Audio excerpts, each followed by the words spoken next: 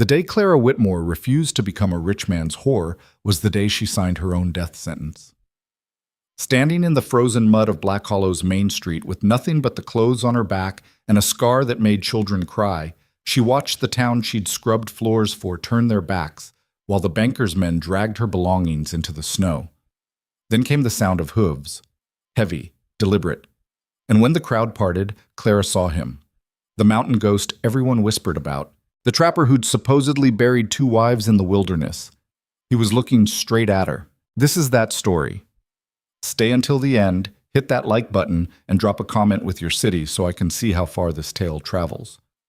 The wind cut through Black Hollow like a blade that morning, and Clara Whitmore's fingers were already cracked and bleeding before the sun cleared the mountains. She knelt beside the washing trough behind the Morrison house, scrubbing at a stubborn wine stain on one of Mrs. Morrison's silk blouses, the kind of fabric Clara would never touch except to clean other people's filth from it.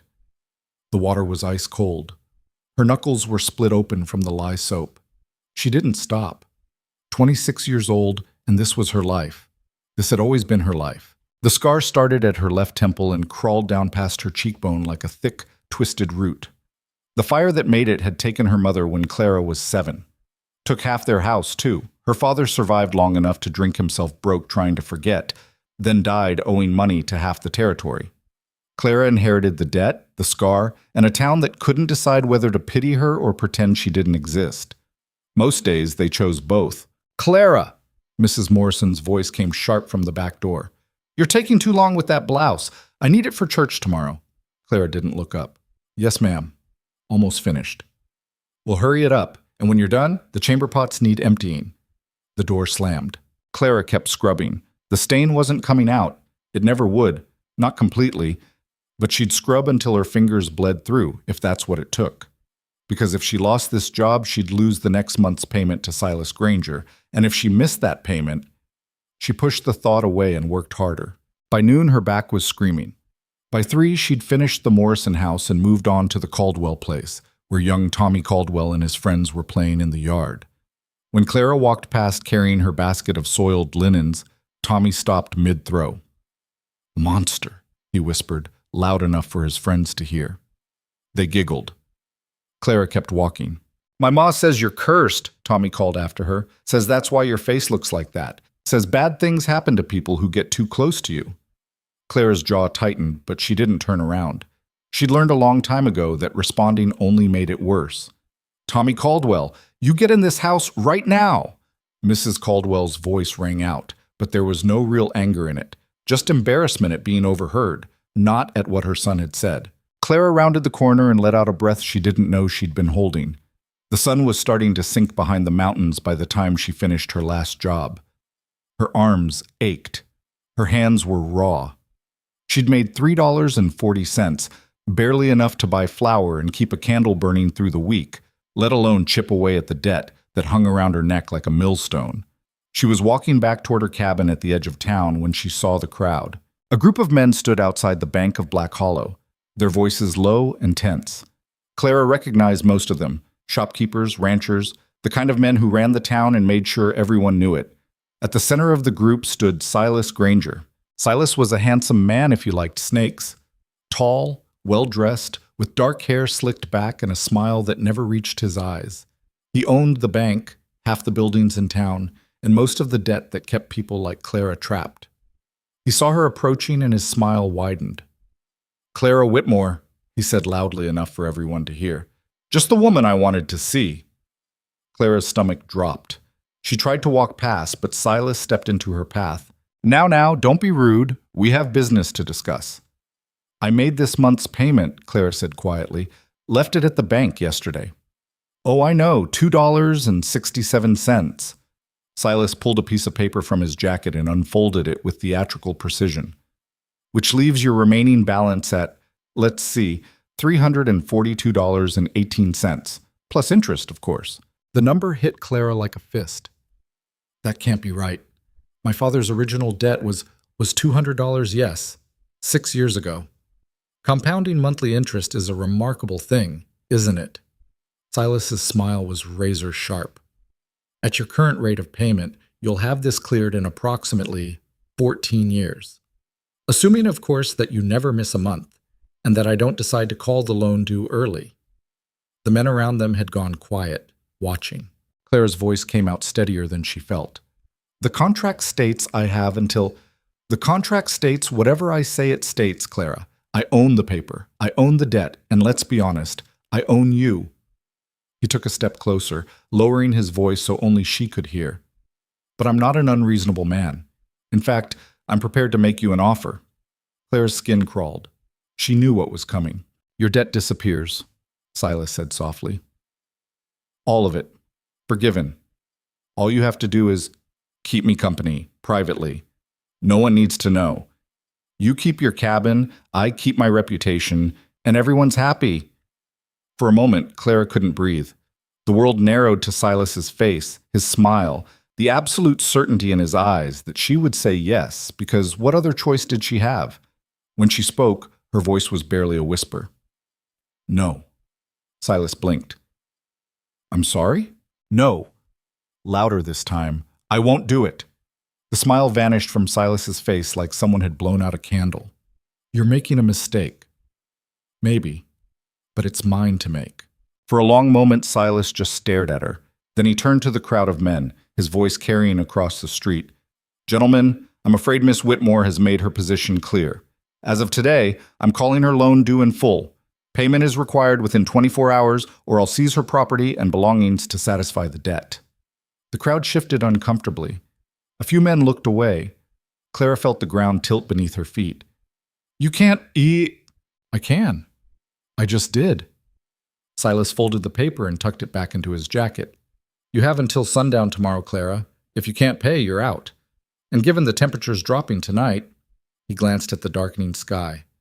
Well, I hope you have somewhere warm to go. He walked away.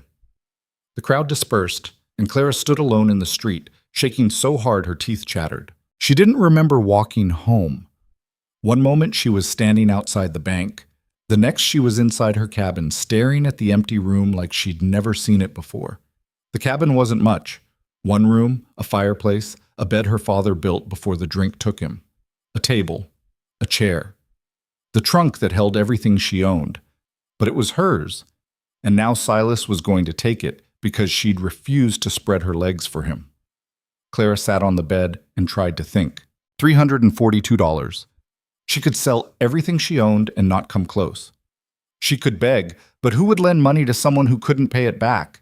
She could run, but winter was coming, and the wilderness didn't care about debts or justice or anything except whether you were strong enough to survive it. She wasn't. The fire in the hearth was dying. Clara didn't get up to feed it. She just sat there as the room grew colder, watching shadows creep across the walls. When morning came, she was still sitting. She went through the motions, got dressed, braided her hair, ate a piece of bread that tasted like sawdust. Then she started packing. There wasn't much to pack. Clothes, a few books, her mother's wedding ring. She wrapped everything carefully, placed it in the trunk, and carried the trunk outside. The air was bitter cold.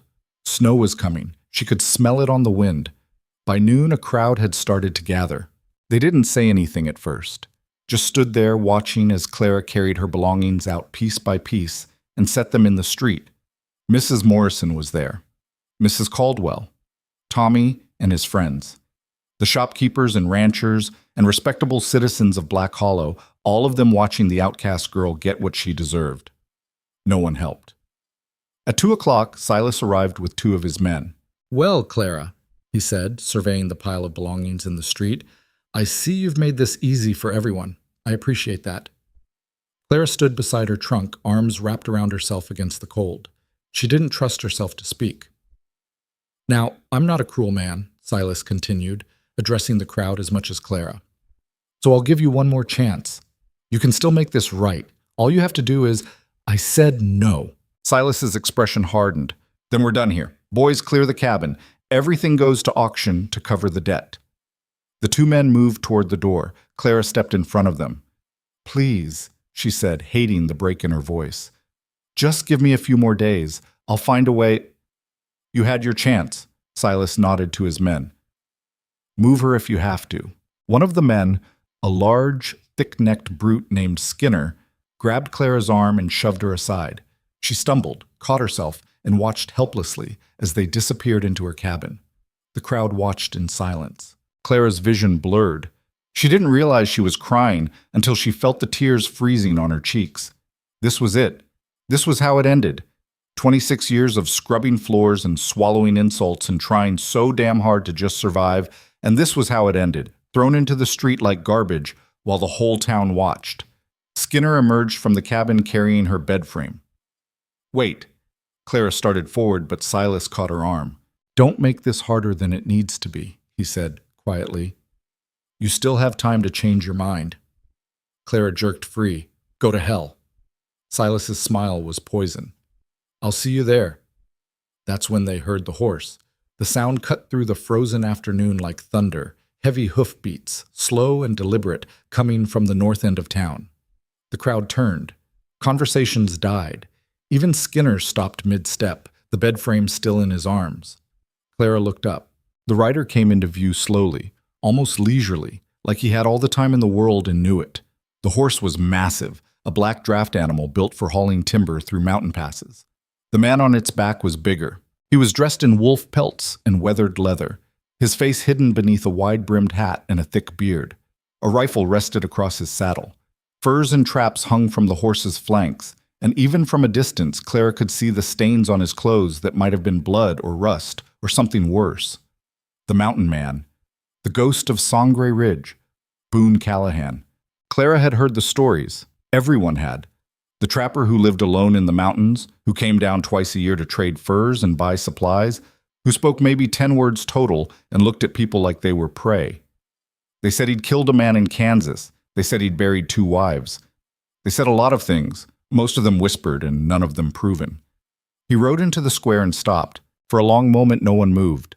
Boone sat motionless on his horse, his eyes scanning the crowd, the cabin, the pile of belongings in the street. When his gaze landed on Clara, she felt it like a physical weight. Then he looked at Silas. "What's happening here?" His voice was rough, like it didn't get used much. Silas recovered quickly, stepping forward with his banker's smile. "Just business, friend. Nothing that concerns you." Boone's eyes didn't move. Asked what's happening. "A debt collection. The woman couldn't pay, so her property's being seized. Simple as that." Silas gestured dismissively. "If you're here to trade, the general store's debt was how much?" The question hung in the air. Silas's smile faltered. "I don't see how that's how much." $342.18. "Not that it's any of your business." Boone nodded slowly. Then he swung down from his horse, and Clara realized just how big he was. 6'4", maybe 6'5", shoulders like an ox, hands that looked like they could snap a man's neck without much effort. He walked to his horse's flank, untied one of the fur bundles, and carried it to where Silas stood. Then he dropped it at the banker's feet. "That's $400 in prime wolf pelts," Boone said. "Covers the debt. She keeps her cabin." The crowd erupted in whispers. Silas stared at the bundle like it was a snake. "Now, wait just a minute. You said she owed money. There's your money." Boone's voice was flat, final. "We done here?" This is highly irregular. The debt is Miss Whitmore's responsibility, not $342.18, Boone repeated. "You want the furs or not?" Silas's face had gone red. "You can't just... Can I?" Boone took a step forward. He didn't raise his voice. Didn't need to. "Seems to me a debt's a debt. You're getting paid. Unless there's some other reason you want her out of that cabin." Silence. Clara watched Silas's expression shift from anger to calculation to barely contained rage. He knew. Everyone knew. And Boone had just called him out in front of the entire town. "Fine," Silas said through clenched teeth. "The debt is satisfied. Skinner, put her things back." Skinner looked between Silas and Boone, then very carefully set the bed frame down and backed away. Boone nodded. Then he turned to Clara. She'd been frozen in place this whole time, trying to process what had just happened. The mountain man had paid her debt. A stranger. A man she'd never spoken to, who had no reason to help her and every reason to stay out of town business. Why? He was looking at her now, those dark eyes unreadable beneath the shadow of his hat. "You got anyone?" he asked. Clara blinked. "What?" Family, friends, anyone who'll take you in when winter hits. The question was so unexpected that Clara answered honestly. No. Boone nodded like he'd expected that. Then you got a problem. Town like this, they'll find another way to push you out soon as I'm gone. Won't even take a month. He was right. Clara knew he was right. Silas wouldn't forget this. Neither would the rest of them. What do you suggest? She asked quietly. Boone was silent for a long moment. Then, marry me. The words hit the crowd like a gunshot. Someone gasped. Mrs. Morrison made a sound like a strangled cat. Even Silas looked shocked. Clara's brain stuttered to a halt. I'm sorry, what? Marry me, Boone repeated, as calm as if he were discussing the weather. I need someone to keep the cabin through winter. You need somewhere to go. Makes sense. Makes sense? Clara's voice climbed an octave. You're asking me to. We don't even know each other. Don't need to. It's practical. He glanced at the crowd, then back at her. You stay here. You're dead by spring, one way or another. Clara opened her mouth, closed it, opened it again. He was insane. That was the only explanation. The mountain ghost everyone whispered about had finally lost whatever tenuous grip on reality he'd had, and now he was standing in the middle of Black Hollow proposing marriage to a woman he'd never spoken to. But he wasn't wrong. If she stayed, Silas would destroy her. If she ran, the wilderness would kill her. She had no money, no friends, no family, and winter was coming fast. She looked at Boone, really looked at him. He was terrifying, massive and scarred and covered in the blood of whatever he'd killed that morning. The kind of man children had nightmares about. The kind of man who'd just paid her debt without being asked. Why? Clara whispered. Why would you do this? Something flickered in Boone's expression, too quick to read. Already told you, need someone for the winter.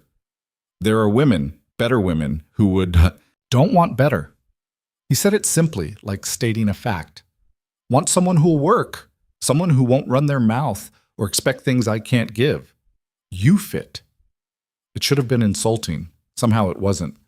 Clara looked at her cabin, at her belongings still scattered in the street, at the crowd of people who'd watched her get torn apart and done nothing. Then she looked back at Boone. If I say yes, she said slowly, what exactly are you expecting from me? Cook, clean, keep the fire going, help with trapping when I need it. And? He knew what she was asking.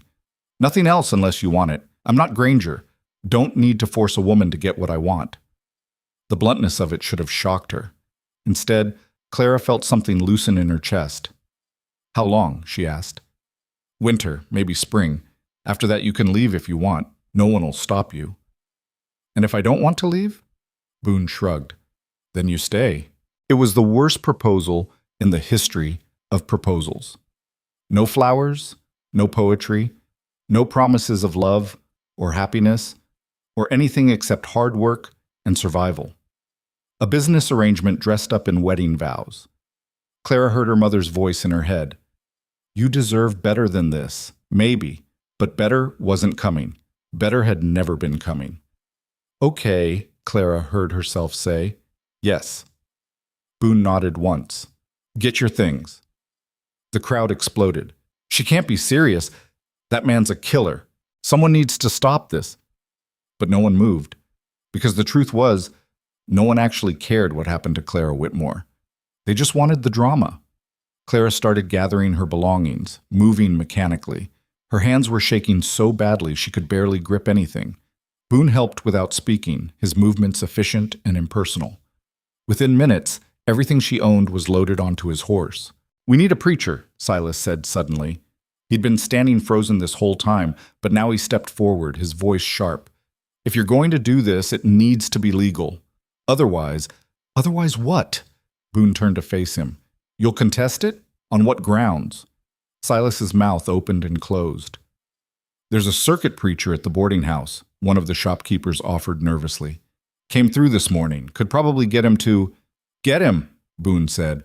20 minutes later, Clara Whitmore stood in the middle of Black Hollow's main street wearing a dress stained with wash water and grease, holding hands with a man she'd met less than an hour ago, while a confused circuit preacher stammered through wedding vows. Do you, Clara Whitmore, take this man? I do. And do you, Boone Callahan? I do. Then by the power vested in me by— We're done. Boone dropped her hand and turned to his horse. Let's go. Clara stood there stunned. That was it? That was a wedding? Boone was already mounting up. He looked back at her, expression unreadable. You coming or not? Clara took one last look at Black Hollow. At the cabin she'd just lost and regained and lost again. At the people who'd watched her suffer and done nothing. At Silas Granger, whose face was purple with rage. Then she walked to Boone's horse, let him pull her up behind him, and didn't look back as they rode out of town. The mountain swallowed them within an hour. The trail, if you could call it that, was barely visible beneath the snow. Boone guided the horse with absolute confidence, moving through terrain that would have killed Clara in minutes if she'd been alone. The temperature dropped with every mile. Wind screamed through the pines. Clara's hands were numb where they gripped Boone's coat. He didn't speak, didn't check on her, just kept riding. By the time the sun started to set, Clara's entire body was shaking. She couldn't feel her feet. Her face was raw from the wind.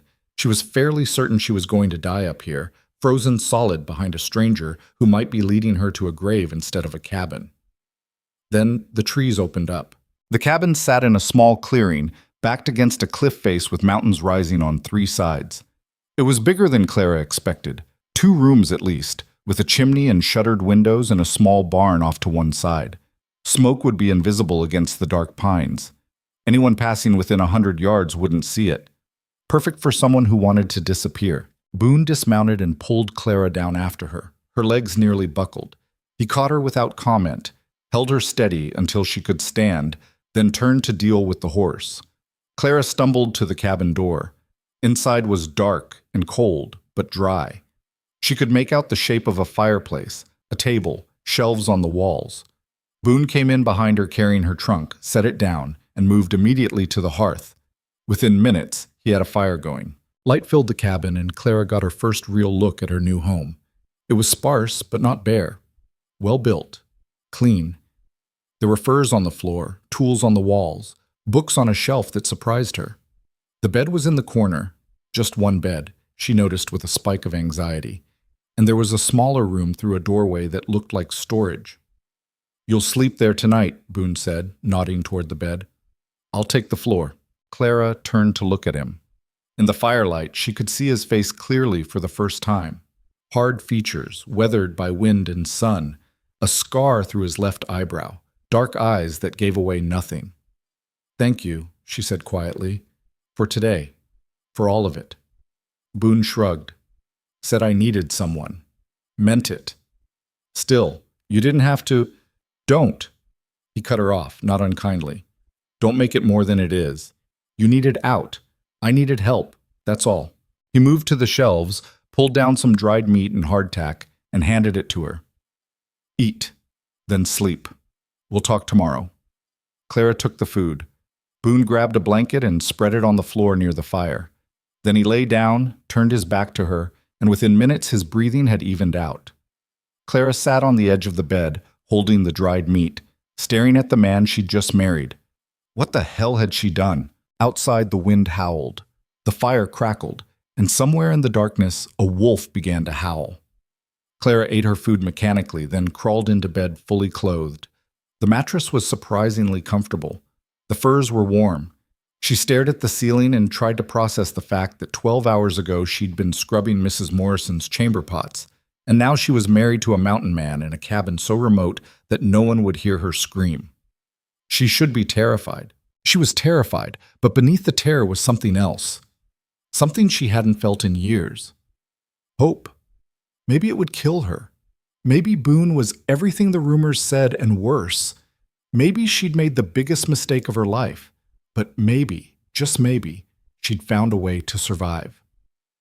Clara closed her eyes and, against all odds, slept.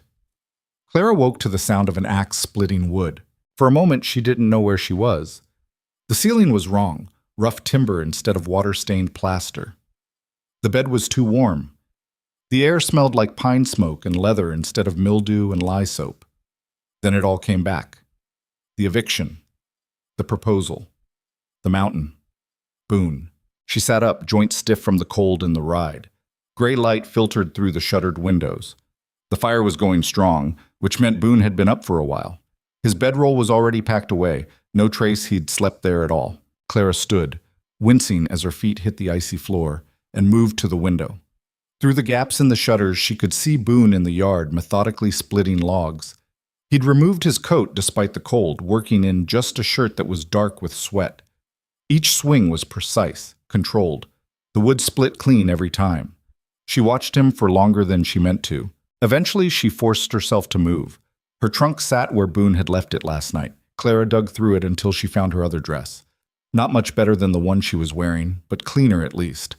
She changed quickly, braided her hair, then looked around the cabin for something useful to do. The shelves held supplies: flour, salt, dried beans, coffee. Not much, but more than she'd expected. There was a pot hanging over the fire and a Dutch oven sitting nearby. Clara's stomach growled. When was the last time she'd eaten? Yesterday's bread before everything went to hell. She found the coffee, got water from the barrel by the door, and started a pot. By the time Boone came inside, the smell filled the cabin. He stopped in the doorway, looking at the coffee pot, then at Clara. "Didn't have to do that," he said. "I know." Clara poured 2 cups, handed him one. Seemed like the thing to do. Boone took the cup, drank half of it in one long pull, and nodded. "It's good." They stood there in awkward silence. Clara had no idea what you were supposed to say to a man you'd married yesterday and knew nothing about. "Thank you for not murdering me in my sleep" seemed too on the nose. "There's oats in the barrel," Boone said finally, "and dried apples, if you want to make something." "All right." He drained his coffee, set the cup down, and headed back outside. Clara watched him go, then turned to the supplies. Cooking was familiar, safe. She could do this. By the time Boone came back in, she'd made a pot of oatmeal with the apples mixed in and a bit of honey she'd found in a jar. It wasn't fancy, but it was hot and filling. Boone ate 3 bowls without speaking, then pushed back from the table. "Need to check the trap lines," he said. "Be gone most of the day." Clara nodded. "What should I do?" "Whatever needs doing. There's wood to stack, water to haul. Don't go past the tree line." He pulled on his coat, grabbed his rifle. "Storm's coming tonight. Big one." "How can you tell?" Boone tapped his left knee. "Old break, aches when the pressure drops." Then he was gone. Clara stood in the suddenly too quiet cabin and tried not to panic. She was alone, on a mountain, in the middle of nowhere, married to a stranger who'd just walked off into the wilderness like it was nothing. She took a breath, then another. Then she got to work. There was plenty to do, as it turned out.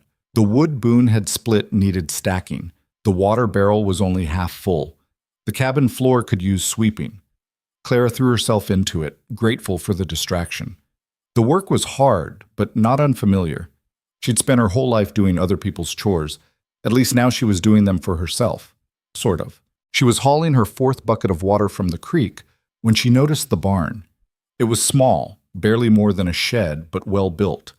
Clara peeked inside and found Boone's horse munching hay, along with shelves of traps, tools, and gear she couldn't identify. Bundles of furs hung from the rafters. The smell was overwhelming. Animal musk and blood and something else. Something wild. Clara backed out and returned to the cabin. By midday, her back was screaming and her hands were raw, but the wood was stacked, the water barrel was full, and the cabin was as clean as she could make it. She made herself eat some bread and dried meat, then sat by the fire and tried to figure out what the hell happened next. She was married. That part was real. She had the preacher's words echoing in her head to prove it. But what did that actually mean here? Boone had said he didn't expect anything from her except work. He'd slept on the floor, given her the bed, walked away this morning without a second glance. So what was she? A wife? A servant? A guest who'd overstayed her welcome before she'd even arrived? Claire was still turning it over when the door opened and Boone walked in. He was carrying something over his shoulder. A deer, she realized. A big one. Blood dripped onto the floor as he hauled it to the table. "Need help butchering this," he said without preamble. "You know how?" Clara stood. "I've cleaned chickens." "Close enough. Get a knife." For the next 2 hours, Boone taught Clara how to field dress a deer. It was messy, brutal work. Her hands were covered in blood up to the elbows. The smell made her gag. But Boone was patient, showing her where to cut, how to separate the meat from the hide, which organs to save and which to discard. Most people can't stomach this, he said at one point, watching her work. Clara gritted her teeth and kept cutting. Most people haven't scrubbed chamber pots for a living. The corner of Boone's mouth twitched. It might have been a smile. By the time they finished, the table was covered in cuts of venison and the hide was hanging from a beam to dry. Clara's dress was ruined. Her hands wouldn't stop shaking. Boone pumped water into a basin. "Wash up. I'll start dinner." Clara cleaned herself as best she could, watching as Boone moved around the cabin with easy familiarity. He seasoned the meat, got vegetables from somewhere, started everything cooking in the Dutch oven. His movements were efficient, practiced. This wasn't a man who needed a wife to cook for him. So why had he married her? They ate in silence. The venison was good, better than good actually. Clara couldn't remember the last time she'd had a meal that didn't taste like desperation. "Thank you," she said. Boone glanced up. "For what?" "This. All of it. You didn't have to eat. Stop thanking me." He said it flatly. No anger, but no room for argument either. "You're pulling your weight. That's the deal." Clara bit her lip. "Can I ask you something?" Boone waited. "Why did you really do it? Yesterday. The debt, the marriage. You don't know me. I could be... Could be what? Dangerous?" He snorted. "You weigh maybe 110 pounds soaking wet, and you flinch every time I move too fast. Don't think I'm in much danger." "Then why?" Boone was quiet for a long moment. When he spoke, his voice was careful. "Told you already. Needed help with the cabin. There are women in Black Hollow who would have... Those women want things I can't give. Conversation, affection, a husband who comes down from the mountain more than twice a year." He looked at her directly. "You didn't want any of that. You just wanted to survive, made you honest. It should have hurt." Instead, Clara felt something settle in her chest. "What about you?" Boone asked. "Why'd you say yes?" Clara almost laughed. "You saw yesterday. What choice did I have? Could have run. Could have tried to make it on your own. I would have died." "Probably." Boone pushed his plate away. "But you still could have tried. Plenty of people would rather die than tie themselves to someone like me." "Someone like you? Come on, you've heard the stories." His expression was unreadable. "The mountain ghost, the killer, the man who buried 2 wives in the wilderness." Claire's breath caught. "Did you?" "Did I what?" "Kill them." The question hung between them like smoke. Boone stood abruptly, walked to the window, and stared out at the darkening sky. "1 wife," he said finally. "Not 2. And no, I didn't kill her. But she died." "Yeah, she died." Clara waited, but Boone didn't elaborate. He just stood there, shoulders tight, looking at something Clara couldn't see. "Storm's here," he said. "Better seal the shutters." The subject was closed. The storm hit an hour after sunset, and it was unlike anything Clara had ever experienced. Wind screamed through the trees like something alive and furious. Snow came down so thick she couldn't see the barn from the window. The cabin shook with each gust.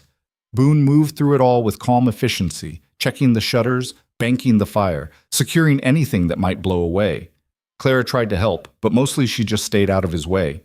By the time they'd done everything they could, the temperature had dropped so low that Clara's breath fogged the air inside the cabin despite the fire.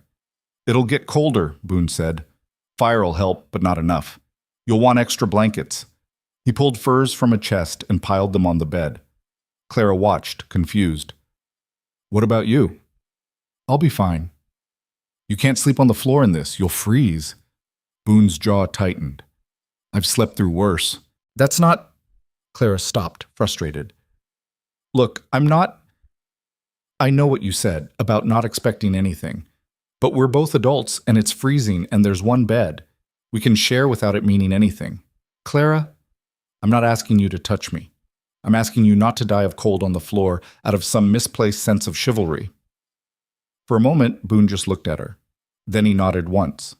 "All right." They worked it out awkwardly. Clara took the inside of the bed, against the wall. Boone took the outside.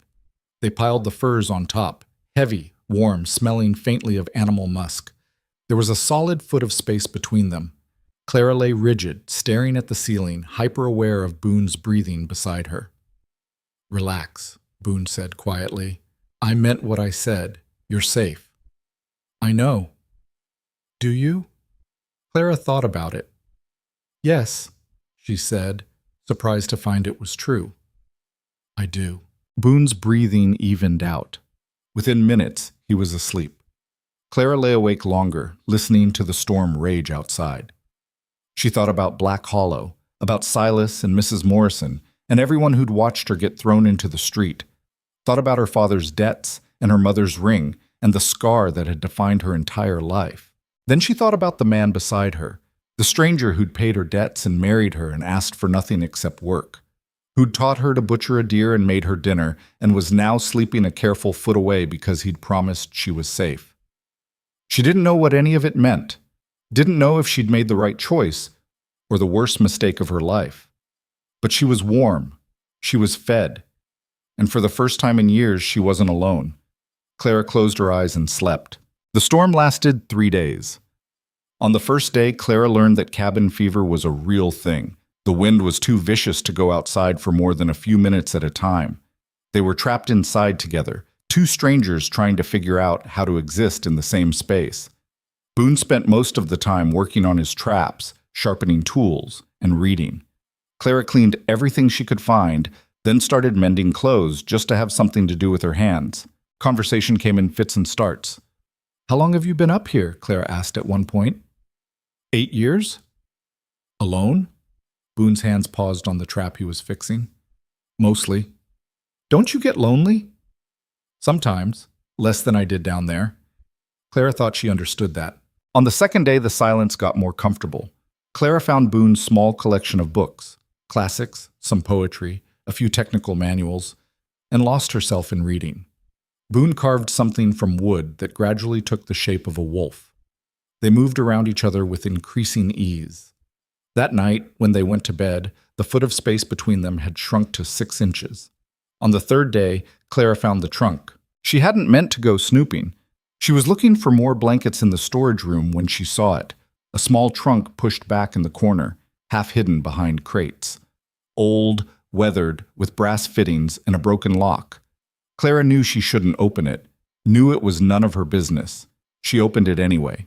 Inside were women's clothes, a dress, faded but well made, a shawl, a pair of boots, and beneath them, wrapped in oilcloth, a small leather journal. Clara's hands shook as she pulled it out. The first page had a name written in careful script, Margaret Callahan, Boone's wife. Clara should have closed it, should have put everything back and pretended she'd never seen it. Instead, she started reading. The early entries were mundane. Margaret wrote about the journey to the mountain, about learning to cook venison, about how quiet Boone was, but how kind. The words painted a picture of a woman trying to make the best of a hard situation. Then the entries changed. "He barely speaks to me anymore. I try to talk to him, but it's like talking to stone. Sometimes I think he forgets I'm here. The silence is suffocating. I can't breathe in this place. I tried to leave today. Made it half a mile before the snow turned me back. He found me and brought me home without a word. Didn't even ask why. I'm afraid of him. Not that he'll hurt me. He'd never raise a hand to me. But the way he looks at me sometimes, like I'm something broken he doesn't know how to fix. Like he wishes I would just disappear. I can't stay here. I can't. If I don't leave soon, this mountain will kill me." The final entry was dated 3 years ago. "I'm leaving tonight while he's checking the traps. I don't care if the storm's coming. I don't care if I die out there. Anything is better than dying slowly in this cabin, invisible to the one person who's supposed to see me."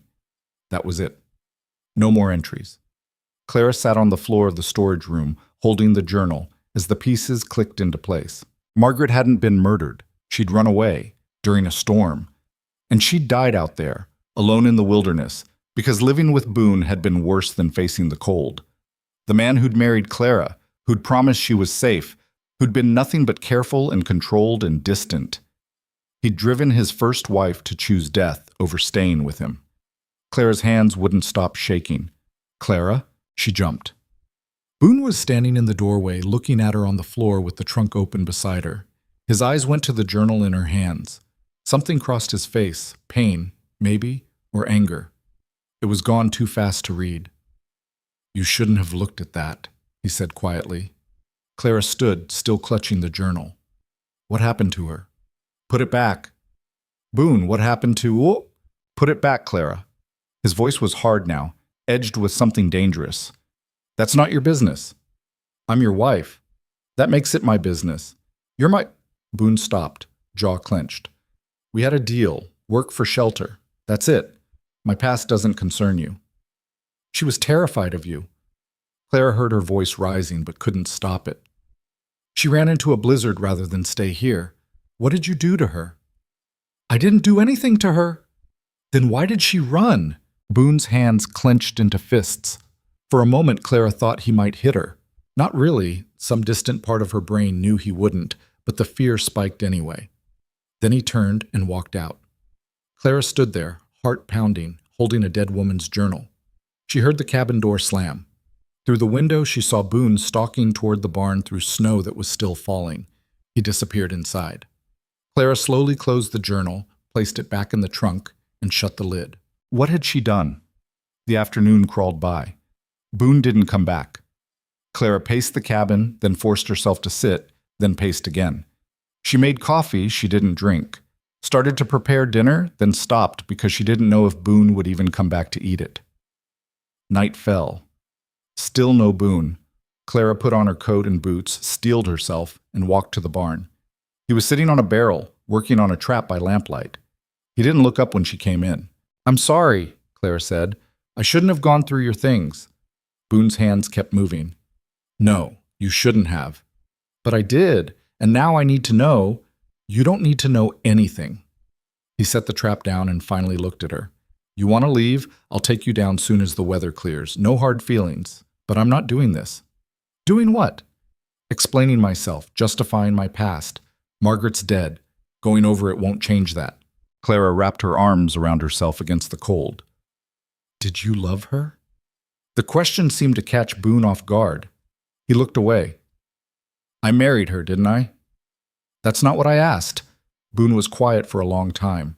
When he spoke, his voice was rough. "I tried to. She deserved someone who could. But you couldn't." "No." "Why not?" "Because I'm—" He stopped, shook his head. "Doesn't matter. Point is, she needed things I couldn't give. Conversation, connection. Someone who knew how to be a husband instead of just a man who shares a cabin." Clara thought about the journal entries, like talking to stone. "She died trying to leave you," Clara said softly. Boone flinched like she'd struck him. "I know." "And you blame yourself." His voice cracked. He cleared his throat, tried again. "I should have seen it. Should have known she was that desperate. Should have taken her down before the storm hit." "She didn't tell you she was leaving." "Didn't need to. I could see it. Saw it for months. Just didn't want to admit I'd failed her that badly." Boone stood abruptly. "They found her body in the spring, quarter-mile from the cabin. She almost made it to the trail." The image hit Clara like a fist.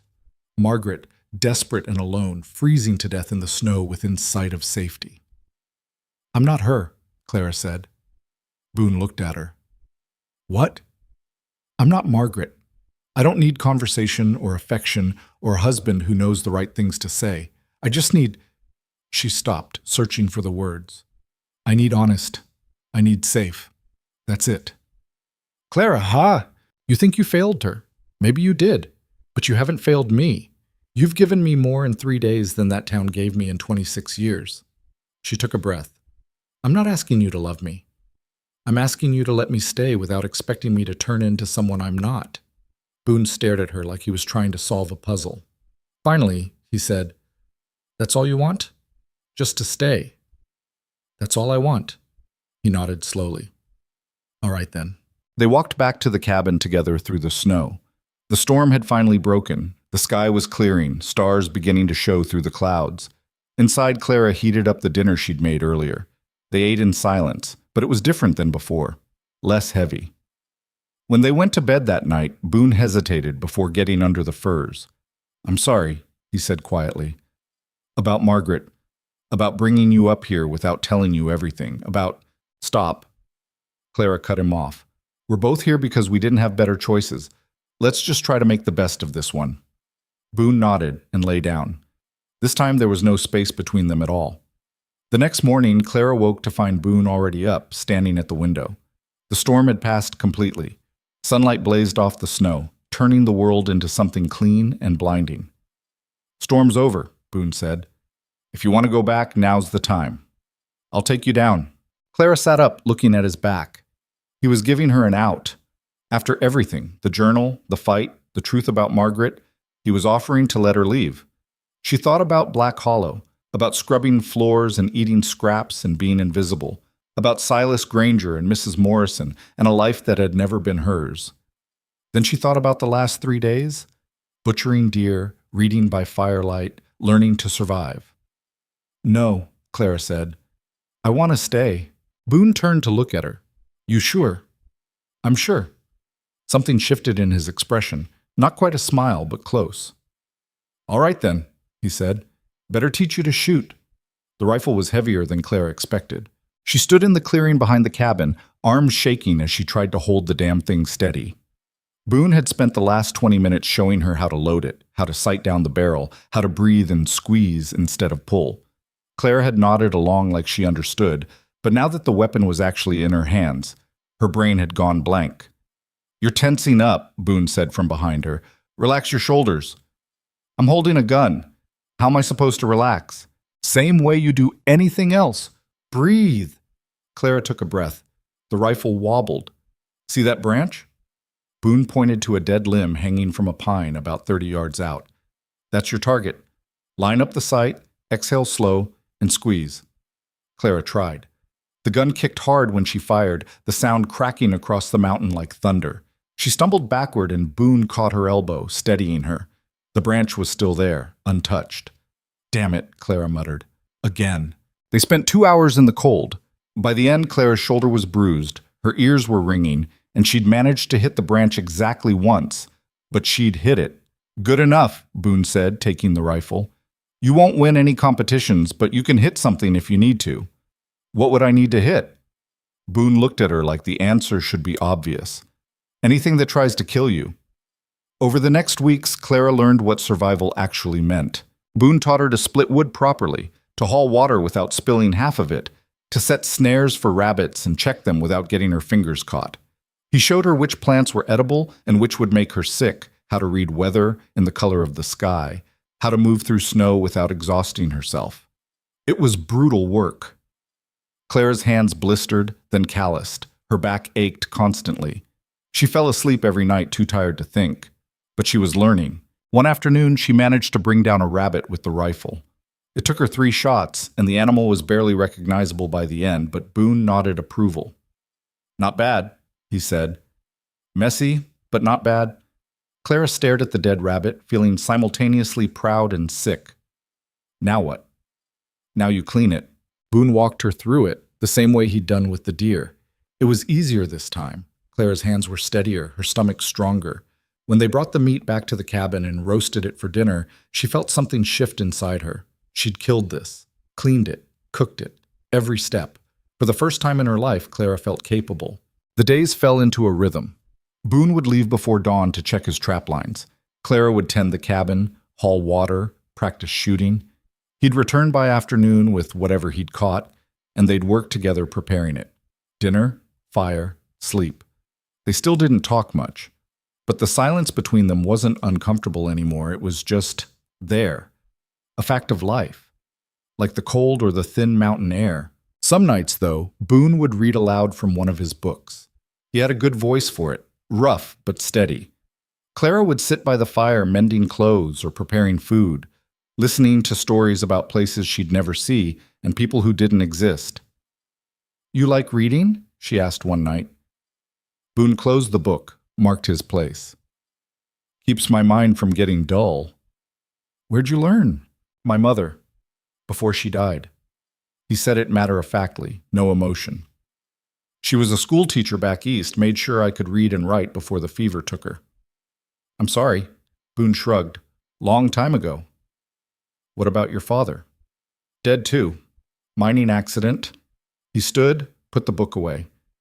"Most people are dead if you go back far enough. No sense dwelling on it." But Clara had seen his face when he talked about his mother, had seen the way his hands tightened on the book. Some grief didn't fade. It just learned to hide. Winter deepened. The temperature dropped so low that water froze solid in the bucket overnight. Snow piled up past the windows. The world outside the cabin became a white void broken only by dark pine and gray stone. They were completely cut off now. No way down the mountain until spring. Just the two of them, a cabin, and enough supplies to last if they were careful. Clara should have felt trapped. Instead, she felt something closer to peace. Then came the day she found the letters. She wasn't snooping this time, not really. Boone had asked her to get his spare ammunition from the storage room, and when she moved one of the crates, a bundle of envelopes fell out from behind it. Clara picked them up. They were addressed to Boone, postmarked from Denver, all from the same sender. The most recent was dated 6 months ago. She should have put them back, should have minded her own business. She read the top one instead. Boone, I know you won't respond to this, but I'm writing anyway. The offer still stands. Henderson Mining is willing to pay top dollar for the silver deposit on your land. We're talking enough money to set you up for life. You could leave that mountain, buy a ranch down in the valley, live like a normal person. Think about it. What are you proving by staying up there? That you're tougher than everyone else? Well, we already know that. You've got nothing left to prove. Write back, please. J. Henderson. Clara stared at the letter. Silver. There was silver on Boone's land, and someone wanted to buy it for enough money to change his life. And he hadn't said a word. She flipped through the other letters. They told the same story. Increasingly desperate offers, pleas for Boone to just respond, frustration at his silence. The amounts mentioned made Clara's head spin. Thousands of dollars. Maybe tens of thousands. Find the ammunition? Clara jumped. Boone was standing in the doorway, looking at the letters in her hands. I wasn't... She started, then stopped. There's silver here? Boone's jaw tightened. Yeah. And this Henderson person wants to buy it? Yeah. For a lot of money. Clara, why didn't you tell me? She held up the letters. This changes everything. You could sell, move down to Denver, live anywhere you wanted. You could... I don't want to. Boone said it flatly. This is my home. This is a cabin in the middle of nowhere. It's my cabin in the middle of nowhere. He took the letters from her, shoved them back behind the crate. And I'm not selling to Henderson or anyone else. Clara stared at him. You'd rather stay here? Alone? Trapping animals and freezing half the year when you could be what? Living in some city, surrounded by people I don't trust, doing work I hate? Boone shook his head. You don't get it. This isn't about the money. Then what's it about? It's about being left alone. His voice rose for the first time since she'd known him. It's about not having to explain myself or justify how I live or pretend to be something I'm not. It's about having one place in the world where I don't have to perform for anyone. The words hung between them. Clara thought about Black Hollow, about Mrs. Morrison and Silas Granger, and everyone who'd expected her to bow and scrape and be grateful for scraps, about how exhausting it was to exist in a world that never let you rest. I understand, she said quietly. Boone looked at her like he was trying to decide if she meant it. Then he nodded once and walked out. Clara stood in the storage room, surrounded by crates and shadows, and wondered how many secrets this mountain was still hiding. The next morning, Boone left early to check the far trap line, a route that would keep him gone until nightfall. Clara woke to find a note on the table. Gone north. Back by dark. Don't wait dinner. She went through her usual routine. Water, wood, cleaning. But her mind kept circling back to the letters, to the silver mine Boone was sitting on and refusing to touch, to the fortune he could have if he just said yes. Why wouldn't he? The question nagged at her all day. By afternoon, restlessness drove her outside. The sky was gray and heavy, pregnant with snow that hadn't fallen yet. Clara practiced shooting until her shoulder ached, then wandered toward the barn. Inside, she found herself looking at Boone's gear with new eyes. The traps, the furs, the life he'd built here piece by piece, alone. Then she saw the pickaxe. It was hanging on the wall, old but well-maintained. The handle was worn smooth from use. Clara stared at it, thinking, Boone had found silver. Somewhere on this mountain, there was a deposit valuable enough that a mining company was willing to pay a fortune for it. Where? She knew she shouldn't go looking, knew it was crossing a line. She grabbed the pickaxe anyway. The mine entrance wasn't hard to find once Clara started looking. About a quarter-mile from the cabin, tucked behind an outcropping of rock and half hidden by brush, was a dark opening in the stone. Not big, maybe 4 feet high, but clearly man-made. Clara hesitated at the entrance. This was Boone's secret, his business. She had no right. But the pull was too strong. She needed to understand. She ducked inside. The tunnel was narrow and rough, hewn out of rock by hand. Clara had to crouch to move through it, one hand on the wall for balance. After about 20 feet, the passage opened into a small chamber, and there, glinting in the dim light from the entrance, was silver. It ran through the rock in thick veins, more than Clara had ever imagined. Enough to make Boone rich 10 times over, enough to buy anything he wanted. And he'd chosen to leave it here, untouched. Clara stood in the dark chamber, surrounded by fortune, and finally understood. This wasn't about the money. It was about control. About having something that was his and only his, something no one could take or demand or ruin. The mine was Boone's safety net, not because he'd ever use it, but because knowing it was here meant he'd never be desperate again. She got it. She'd have done the same thing. Clara was about to leave when she heard it. A crack, sharp and sudden, like a tree branch breaking under too much weight. Then another, then a low, ominous rumble. Clara's blood went cold. She knew that sound. Everyone who lived in mining country knew that sound. Cave in. She ran for the entrance, but she was too late. Rock and debris came crashing down, blocking the tunnel. Dust filled the air, choking her. Clara coughed, stumbled backward, hit the chamber wall. When the rumbling stopped, she was trapped. No, no, no, no. Clara threw herself at the collapsed tunnel, digging with her bare hands. Rock scraped her palms raw. Dust got in her eyes, her mouth. She pulled away stone after stone, but for every one she moved, 2 more seemed to take its place. After 10 minutes, she had to stop. Her hands were bleeding, her lungs burned, and she'd barely made a dent. Clara slid down the wall, shaking. She was trapped in a mine. Boone was gone until dark, and no one knew where she was. She was going to die here. The thought hit her like a physical blow. After everything, escaping Black Hollow, surviving the mountain, learning to shoot and trap and butcher, she was going to die in a hole in the ground because she couldn't mind her own business. Clara laughed. It came out broken, edged with hysteria. Then she heard something else. Scratching. From the other side of the collapsed tunnel. Clara! Boone's voice, muffled but unmistakable. Clara scrambled to the rockfall. I'm here! I'm here! You hurt? No, I can't get out. I know. Don't move. I'm coming through. For the next hour, Clara listened to Boone work. He didn't waste energy talking, just methodically moved stone after stone, clearing the tunnel from the other side. Clara tried to help from her end, but the rocks were too heavy, the space too tight. Finally, a gap opened, then another. Then Boone's face appeared, covered in dust and sweat. Come on, he said, reaching through. Clara grabbed his hand and let him pull her through the opening. Her dress caught on the rocks. She felt something tear, didn't care. Boone hauled her out into the main tunnel, then out into the cold afternoon air. Clara collapsed in the snow, gasping. Boone knelt beside her, checking her over with quick, efficient movements. What the hell were you thinking? His voice was tight with anger. You could have been killed. I know, I'm sorry, Just what? Decided to go exploring in an unstable mine shaft? Alone? I wanted to see it. Clara pushed herself up. The silver. I wanted to understand why you won't sell. Boone stared at her. So you risked your life to see a hole in the ground? I wasn't trying to. Clara stopped.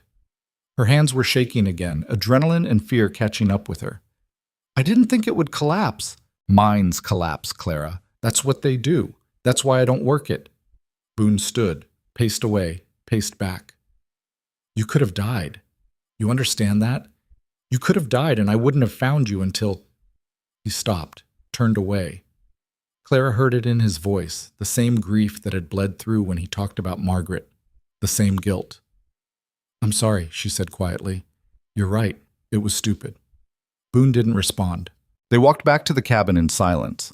Claire's legs felt like water. Her hands wouldn't stop shaking. The weight of what had almost happened was just starting to hit her.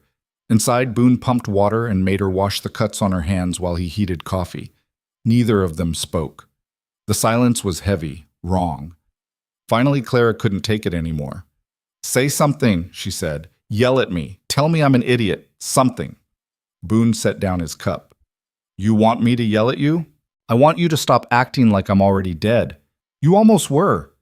But I'm not. I'm here. I'm fine." This time, Boone's voice was rough. "What about next time? When you decide to wander off in a blizzard or fall through ice, or there won't be a next time. You don't know that. Margaret said the same thing. I'll be fine, Boone. I'm just going for a walk. I'll be back before dark." He looked at Clara directly. She wasn't. The words landed like stones. Clara understood now. Really understood. Boone wasn't angry at her for going into the mine. He was terrified. Terrified of finding another body in the snow, of burying another wife, of carrying that guilt for the rest of his life. "I'm not her," Clara said again. "I know." "Do you? Because right now you're looking at me like I'm a ghost." Boone closed his eyes. "When I came back and you weren't here, I thought," his voice cracked, "I thought I'd lost you." The confession hung between them. Clara moved without thinking, closing the distance. She took Boone's hand, rough and scarred and shaking slightly, and held it between both of hers. "I'm here," she said. "I'm alive. I'm not going anywhere." Boone looked at their joined hands like he didn't quite know what to do with them. Then, slowly, carefully, he squeezed back. They stood like that for a long moment. Then Boone pulled away, cleared his throat. "You need to rest," he said.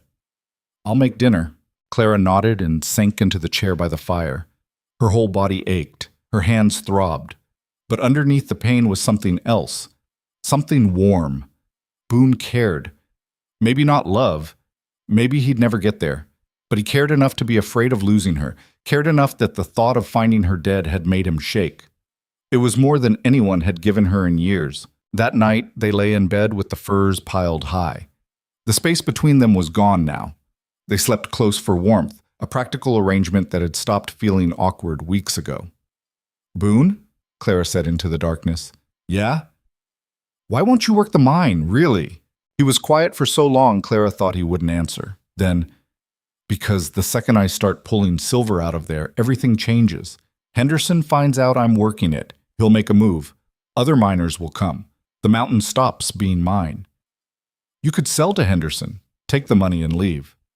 "And go where? Buy some ranch, play at being a gentleman, pretend I'm not what I am?" Boone shifted. "I tried that with Margaret. Tried to be what she needed. Didn't work." "What are you then?" "A man who doesn't fit down there." He said it simply. "Up here, I make sense. Down there, I'm just something to stare at. The mountain ghost. The killer. The freak who'd rather live with wolves than people." Clara thought about being the scarred girl in Black Hollow, the outcast. The thing people looked past or through, but never at. "I get it," she said. "Do you?" "Yeah, I do." They fell silent again. Outside, wind picked up, rattling the shutters. The fire crackled. "Clara?" Boone's voice was softer now. "Yeah?" "Don't go in that mine again." "I won't. I mean it. I can't." He stopped, started over. "I need you to be safe." Clara's throat tightened. "Okay." She felt Boone relax beside her. They slept. The next week passed quietly. Clara was more careful now, stayed closer to the cabin, didn't wander off without telling Boone where she was going. He noticed but didn't comment, just nodded when she said she was checking snares or getting water. The dynamic between them had shifted. They were more comfortable, more in sync. Boone started teaching her to track, showing her how to read prints in the snow and identify which animals had passed through. Clara learned fast, her eye for detail serving her well. One afternoon, she found wolf tracks near the creek. "Fresh," Boone said, crouching beside them. "Maybe 2 hours old. Big male, looks like." Clara stared at the prints. They were huge, easily twice the size of her hand. Dangerous? Only if you're stupid. Wolves don't hunt people unless they're starving. He stood. But we'll stay clear of this area for a few days. Let him move on. That night, Clara heard howling in the distance. She lay awake listening to it, the eerie sound echoing across the mountain. Beside her, Boone slept soundly. She wondered what it was like to be so at home in a place this wild. To hear wolves and not feel afraid. To live on a mountain that could kill you a dozen different ways and choose to stay anyway. Maybe she was starting to understand. Then came the blizzard. It hit on a Tuesday, not that days mattered much up here, with almost no warning. Clara woke to Boone moving around the cabin, checking supplies, sealing shutters. "What's wrong?" she asked. "Big storm. Worse than the last one." He didn't look at her.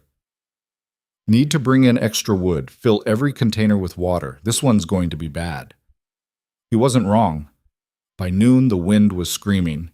By evening, visibility was 0. Snow came down so thick it looked like a solid wall. The cabin shook with each gust. Boone had them seal everything, shutters, door, every crack they could find. The fire roared. They ate dinner in tense silence, both of them listening to the storm rage outside. "How long will it last?" Clara asked. 2 days? Maybe 3. Boone banked the fire. "We've got enough wood and water, just need to wait it out." But around midnight, Clara woke to a crash. She sat up. The cabin was dark except for the dying fire. Boone was already on his feet, moving toward the door. "What was that?" Clara asked. "Don't know. Sounded like another crash, louder this time. Close." Boone grabbed his rifle and cracked the door open. Wind and snow blasted into the cabin. He stepped outside and Clara followed, wrapping a blanket around herself. The barn door was hanging by one hinge, smashing against the wall with each gust of wind. "Damn it," Boone muttered. "Horse'll freeze if we don't secure it." "I'll help." They fought their way through waist-deep snow to the barn. The horse was panicking, eyes rolling. Clara tried to calm it while Boone wrestled with the broken door. The wind was too strong. Every time he got it in place, another gust tore it free. "It's not working," Clara shouted over the storm. "I can see that." Boone looked around, assessing. "We need to bring the horse inside." "Inside the cabin? You got a better idea?" They didn't have a better idea. Getting the horse into the cabin was a nightmare. The animal didn't want to move, didn't understand why these humans were trying to drag it through a blizzard. By the time they got it inside, all 3 of them were covered in snow and shaking with cold. Boone secured the cabin door. The horse stood in the middle of the room, breathing hard, taking up most of the space. Clara started laughing. She couldn't help it. They were trapped in a one-room cabin with a horse during the worst blizzard she'd ever seen, and somehow this was her life now. Boone looked at her like she'd lost her mind. Then, incredibly, he smiled. "This is insane," Clara said. "Yeah. We have a horse in our living room." "Yeah." "Boone, this is—" She stopped. "Our living room." She'd said our. Boone had noticed too. Something shifted in his expression. "Get warm," he said quietly. "I'll deal with the horse." The storm lasted 3 days. 3 days trapped in close quarters with a horse that needed constant attention. 3 days of Clara and Boone working together to keep the animal calm, keep the fire going, keep themselves from going crazy. On the second day, Clara found herself talking more than she had in years, telling Boone stories about Black Hollow, about her father, about the fire that scarred her. He listened without judgment, occasionally asking questions, but mostly just listening. "People used to say the fire was punishment," Clara said at one point, "for something my mother did, or my father, or me. Like we deserved it." "That's horse shit," Boone said flatly. Clara blinked. "What?" "Fire doesn't punish, it just burns. Anyone who says different is looking for someone to blame because they're too scared to admit that bad things happen for no reason at all." The bluntness of it should have been cold. Instead, Clara felt something ease in her chest. "What about Margaret?" she asked quietly. Boone's hand stilled on the leather he was mending. "What about her?" "Do you think she died for a reason? As punishment for something?" "No." He said it with absolute certainty. "She died because I didn't understand what she needed and she was too desperate to wait for me to figure it out. That's not punishment. It's just tragedy. Clara looked at him, really looked. You've thought about this a lot. Had 3 years to think about nothing else. And you don't blame her? For running? Boone shook his head. How could I? I was suffocating her. She did what she had to do to breathe. Clara thought about that for a long time. On the third day, the storm broke.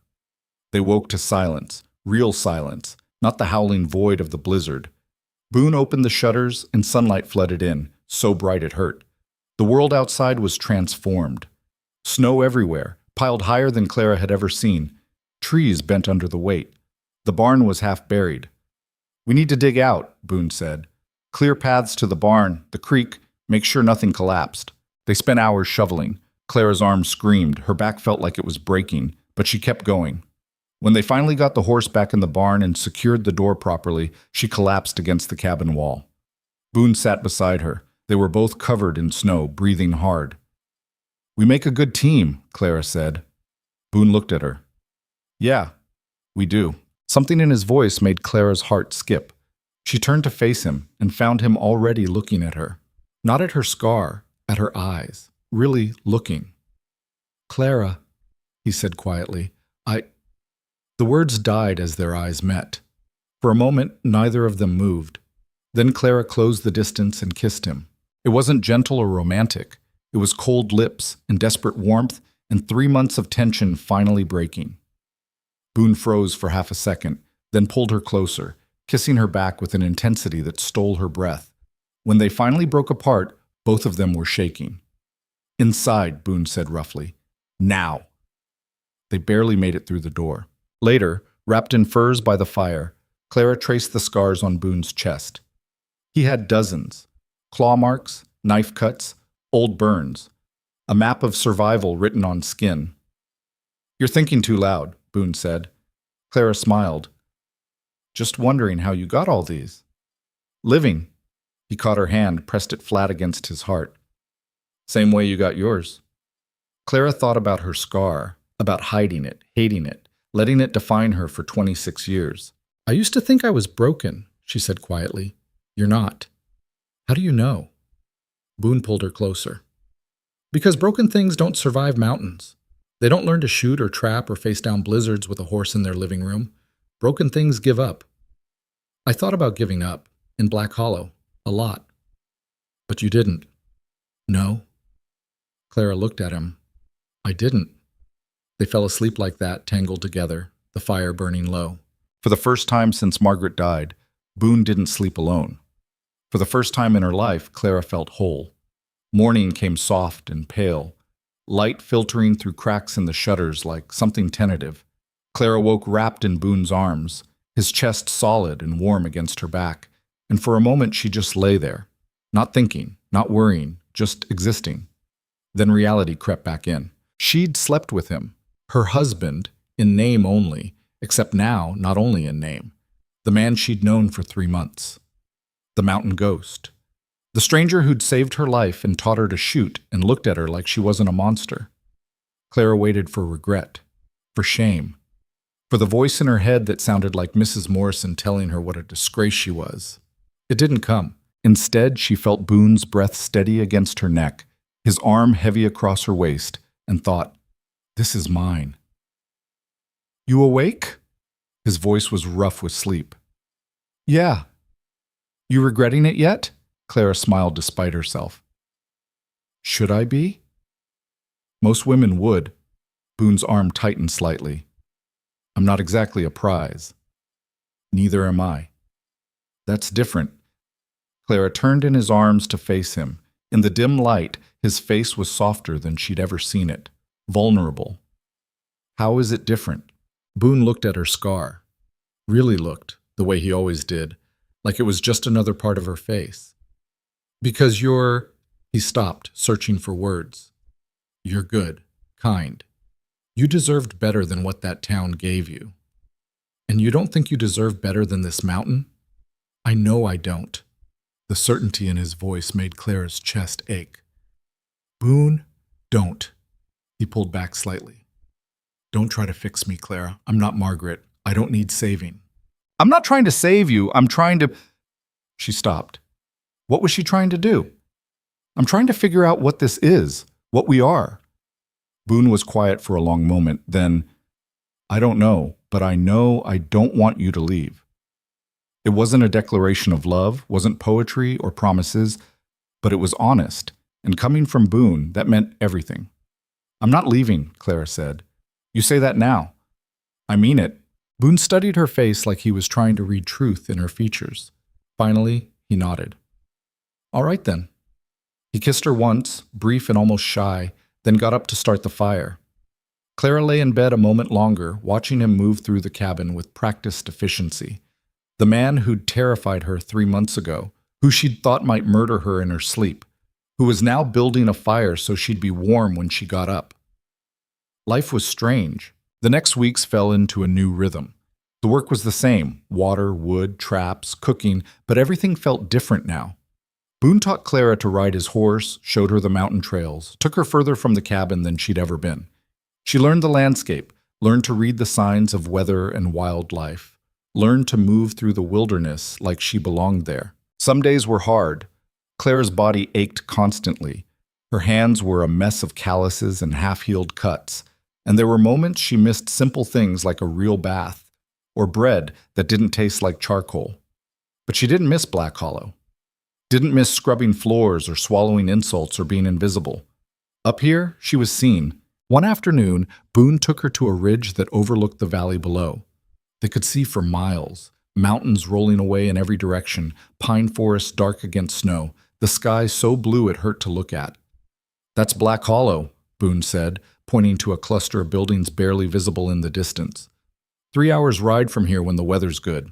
Clara stared at the town. From up here, it looked tiny, insignificant. All those people who'd made her feel so small, and they were just specks from this height. I can't believe I lived there my whole life, she said quietly, and never saw this. Most people don't want to see it. Too much work to get up here. Too uncomfortable. Boone glanced at her. That bother you? The discomfort? Clara thought about it. No, it feels earned, like I'm working for something that's mine instead of someone else's. Yeah. Boone's voice was soft. That's it, exactly. They stood there in companionable silence, looking out at the world spread below them. Clara felt something settle in her chest. Something like belonging.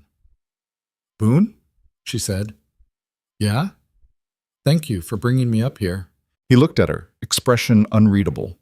Then he took her hand, rough palm against rough palm, and squeezed once. They rode back to the cabin as the sun set, painting the snow gold and pink.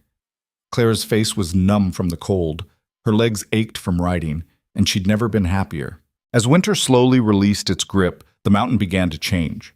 Snow melted in patches, revealing brown earth and dead grass. Ice broke up in the creek, water running fast and clear. Birds returned, their calls echoing through the trees.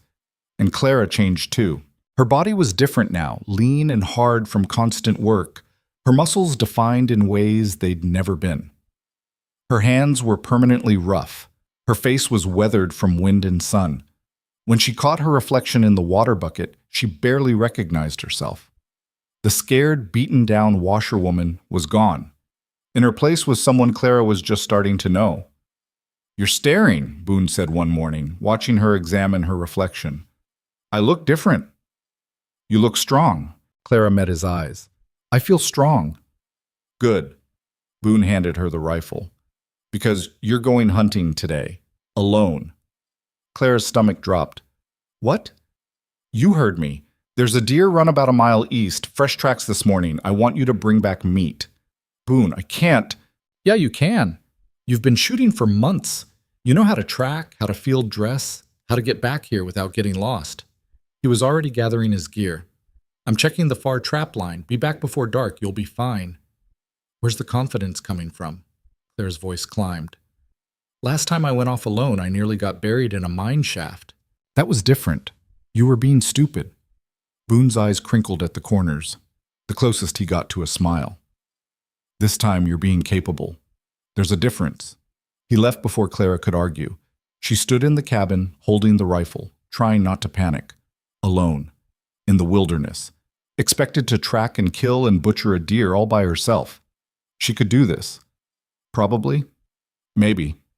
Clara took a breath, packed supplies, and headed east. The deer run was where Boone said it would be, a clear trail through the trees, marked with tracks and droppings. Clara found a spot with good visibility and settled in to wait. Hunting, she'd learned, was mostly patience. Sitting still, breathing quiet, becoming part of the landscape. Her mind wandered as she waited. She thought about Black Hollow, about the woman she'd been there, thought about Silas Granger and his offer, the humiliation in the street, the crowd that had watched her suffer, thought about how far away it all seemed now. A branch cracked. Clara's attention snapped back. There, through the trees, movement. The deer was a young buck, maybe 2 years old. Not huge, but big enough. He moved cautiously, head up, testing the air. Clara raised the rifle slowly, lined up the sight, breathed out. The shot cracked across the mountain. The buck dropped. Clara's hands were shaking as she approached. Clean kill. The bullet had taken him in the chest, quick and merciful. She knelt beside the animal, placed her hand on its still warm flank, and felt a complex knot of emotions. Pride, grief, gratitude, power. She'd done this. Alone. No Boone to guide her, no one to catch her if she failed. She'd done it herself. Butchering took 2 hours. Clara's arms screamed by the end, her back was on fire, but she managed. She wrapped the best cuts in cloth, cached the rest where scavengers could have it, and started the trek back to the cabin. The sun was setting when she arrived. Boone was already there, standing in the yard, watching her approach. Clara dropped the bundle of meat at his feet. 1 deer, she said, as ordered. Boone looked at the meat, looked at Clara, covered in blood and sweat and pine needles, standing there with her chin up like she'd conquered the world.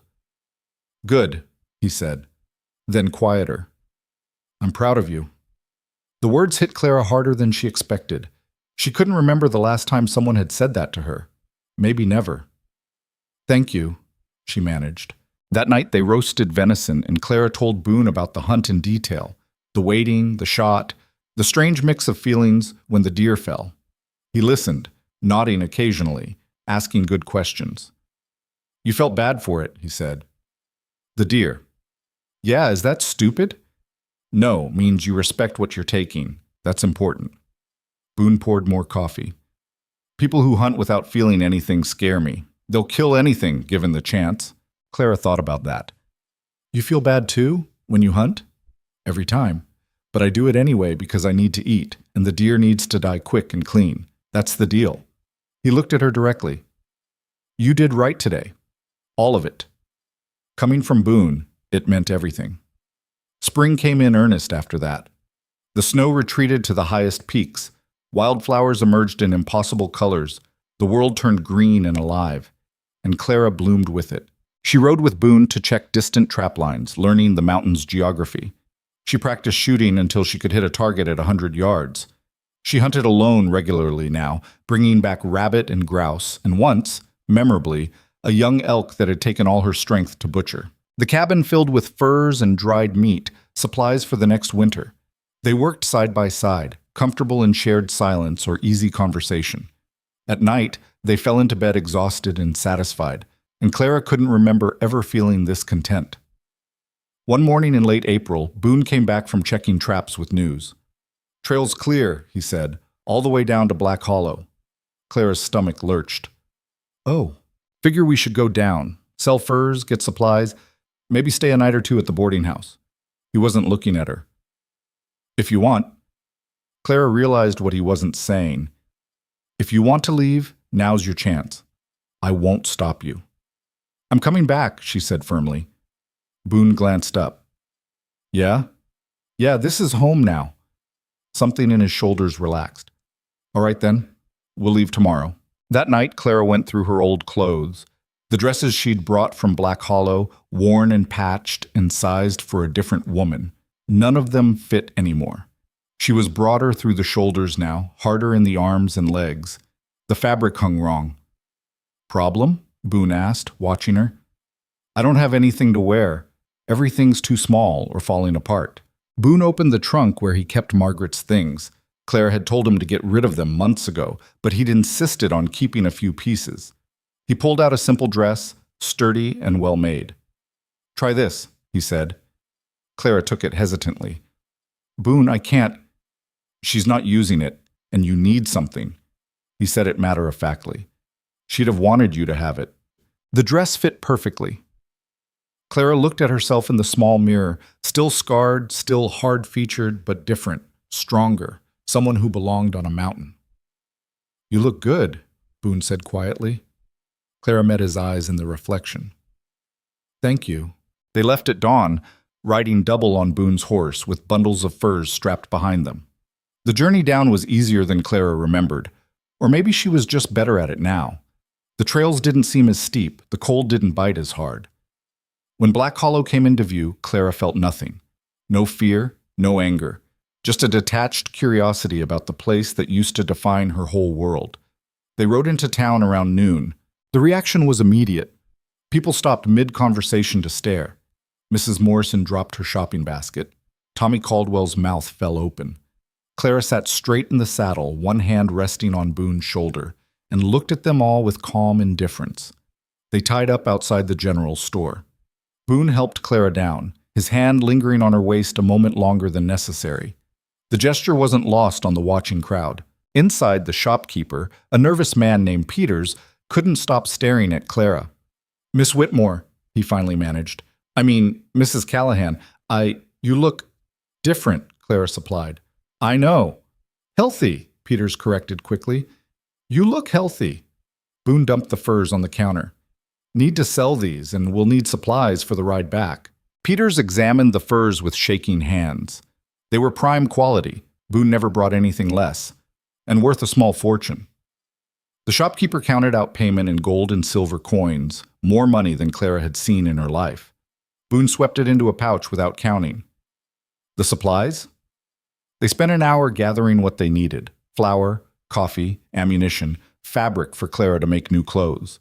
Every time someone came into the store, conversation would die as they stared at Clara. She stared back, unblinking, until they looked away. "You're enjoying this," Boone muttered as they left. "Maybe a little," Clara admitted.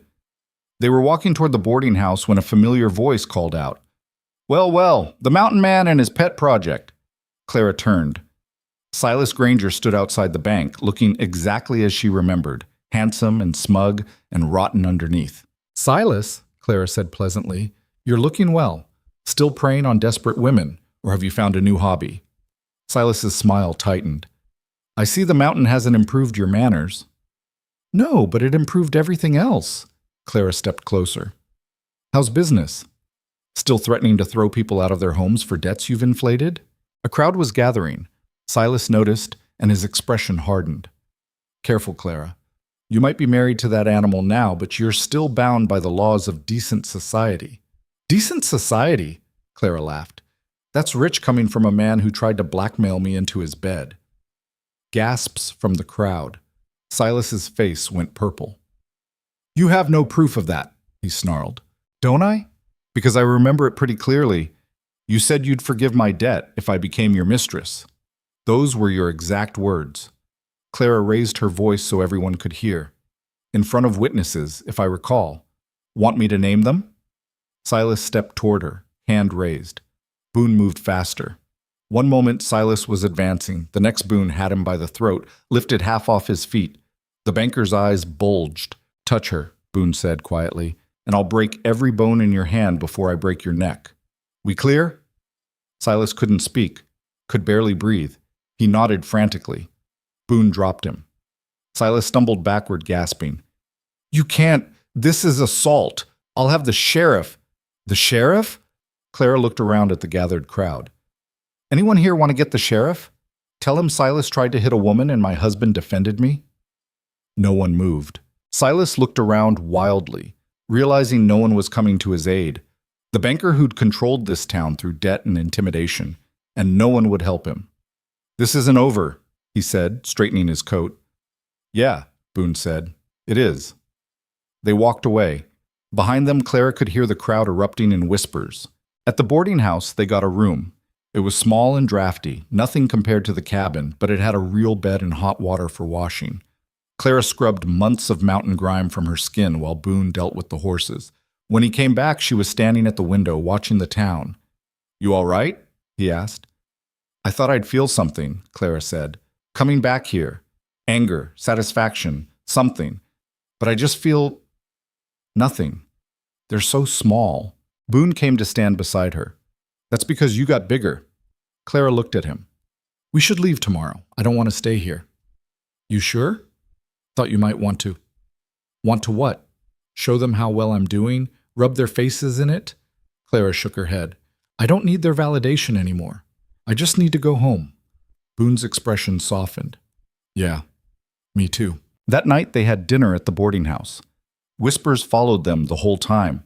Clara caught fragments of conversation, people speculating about the scarred washerwoman and the mountain ghost, wondering what their life was like up there. Let them wonder. After dinner, they ran into Margaret's parents. Clara recognized them from the funeral she'd heard about but never attended. Mr. and Mrs. Hartwell, respectable merchants who'd lost their daughter to the mountain. They looked older than they should, grief aging them prematurely. Mrs. Hartwell stopped when she saw Boone. Her face went white. "You," she breathed. Boone's whole body tensed. "Ma'am, you have the nerve to show your face here after what you did to our Margaret?" Clara stepped forward. "Mrs. Hartwell. And you." The older woman's eyes were wet with tears, replacing her like she was nothing, living in her house, wearing her clothes. Her voice broke. "How dare you?" The words should have hurt, should have made Clara feel guilty or small or ashamed. Instead, she felt sad. "I'm sorry for your loss," Clara said quietly. "I truly am. Margaret deserved better than what she got. But Boone didn't kill her. The mountain did. And me being up there now doesn't erase her or replace her. I'm just a different woman making a different choice." "You don't understand," Mrs. Hartwell whispered. "She was so unhappy, so alone, and he just let her suffer." Boone's jaw was clenched so tight Clara could see the muscles jumping. She took his hand. "You're right," Clara said. "I don't understand what you lost, but I do know that grief makes us cruel sometimes, makes us need someone to blame. Boone's an easy target because he's still here, and Margaret isn't." She squeezed Boone's hand. "But blaming him won't bring her back." Mr. Hartwell put his arm around his wife. "Come on, dear, let's go." They walked away, Mrs. Hartwell crying quietly. Clara watched them go, heart aching. "She's not wrong," Boone said after they'd left. "I did let Margaret suffer." "No, you didn't understand what she needed. That's different from letting her suffer." Clara turned to face him. "You can't save someone who won't tell you they're drowning." Boone looked at her for a long moment. Then he pulled her close, buried his face in her hair, and just held on. They left Black Hollow before dawn, both of them eager to be gone. As they rode up the mountain trail, Clara didn't look back once. The cabin appeared through the trees like a promise. Clara had never been so happy to see anything in her life. "Home," she said. Boone glanced at her. "Yeah, home." They unloaded supplies, tended the horse, settled back into familiar routines. But something felt different now. Better. That night, sitting by the fire, Clara said, "I need to tell you something." Boone looked up from the trap he was mending. "All right. I'm not leaving. Not next spring, not ever. Unless you want me to." She took a breath. "This is where I belong. With you. On this mountain. And I need you to know that." Boone set down the trap. "Clara, I love you," she said. "I know that wasn't part of the deal. I know you married me for practical reasons, and I said I didn't need affection or promises. But I love you anyway, and I thought you should know." The words hung in the air between them. Boone was quiet for so long Clara thought she'd made a terrible mistake. Then he stood, crossed to where she sat, and knelt in front of her. "I'm not good at this," he said. "Words, feelings, all of it. But you—" He stopped, searching for the right words. "You make the silence bearable. You make this place feel less like exile and more like home. And when you're gone, even for a few hours, I miss you." It wasn't "I love you," but coming from Boone, it was everything. Clara pulled him up and kissed him, slow and deep and full of promise. When they broke apart, Boone rested his forehead against hers. "Don't leave," he said quietly. "Never," Clara promised. Outside, the mountain wind whispered through the pines. Spring bloomed in impossible colors. And inside the cabin, two people who'd been broken and discarded by the world below had built something the wilderness couldn't touch. Summer on the mountain was a different kind of harsh. The cold gave way to heat that baked the rocks and made the cabin stifling by midday. Mosquitoes swarmed near the creek. Thunderstorms rolled through with terrifying speed, lightning splitting trees and starting fires that Boone had to track and kill before they spread. But Clara loved it anyway. She'd wake before dawn to work in the cooler hours, tend the small garden she'd planted behind the cabin, vegetables that somehow grew in the thin mountain soil. Boone had been skeptical at first, but now he ate her carrots and beans without comment, which Clara had learned was high praise.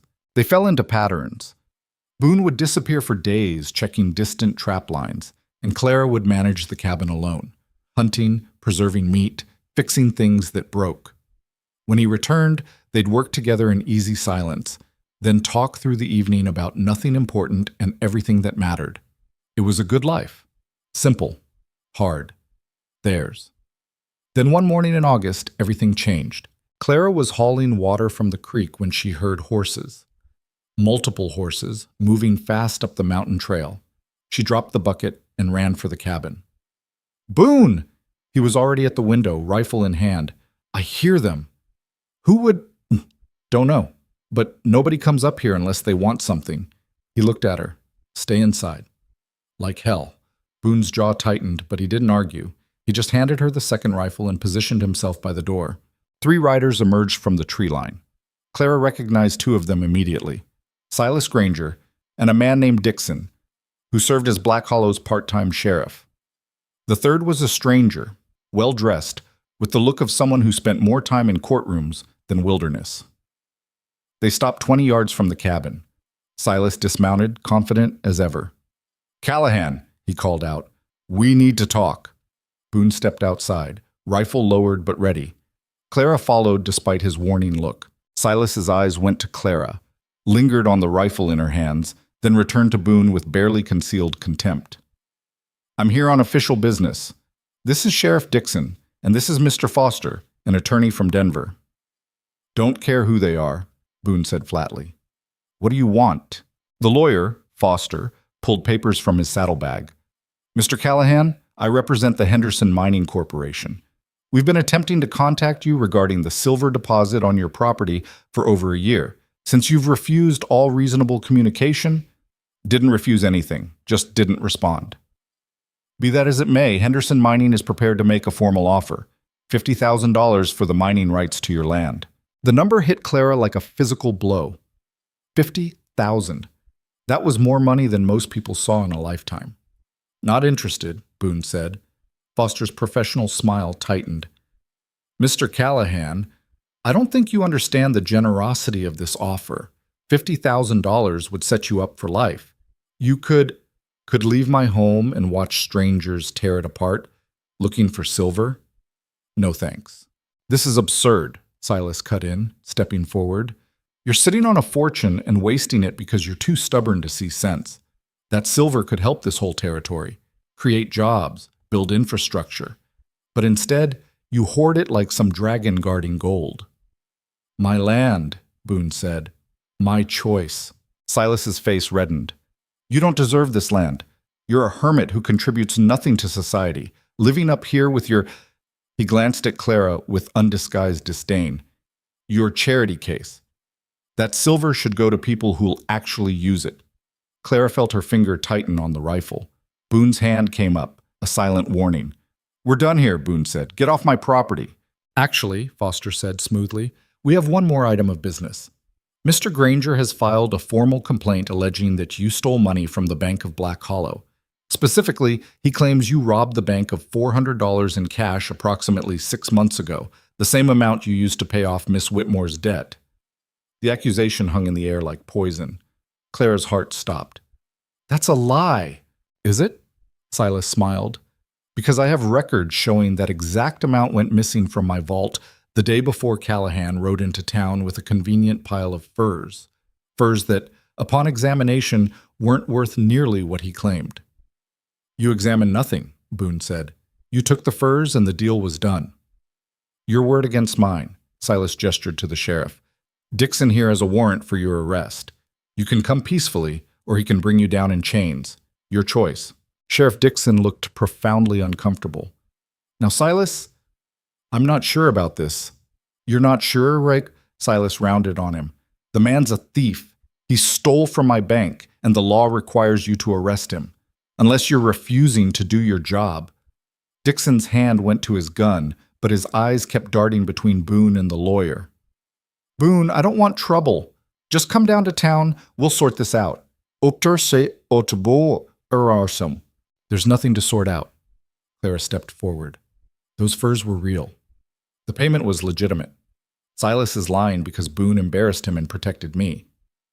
You would say that, Silas said. You're his wife, hardly an unbiased witness.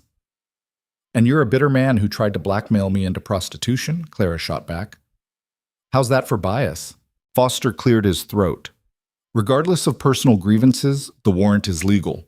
Mr. Callahan needs to come down to Black Hollow to answer these charges. Boone's grip on his rifle shifted. The movement was subtle, but everyone noticed. Dixon's hand tightened on his gun.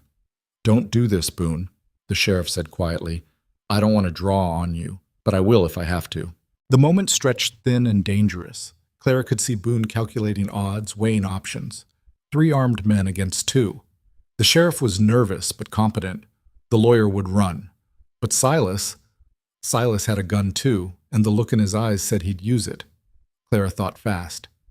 What if we can prove the furs were worth what Boone said? Silas laughed. Those furs are long gone, sold months ago. To who? That's confidential. Bullshit. You sold them to Peters at the general store. I saw the bundle in his stockroom when we were there last month.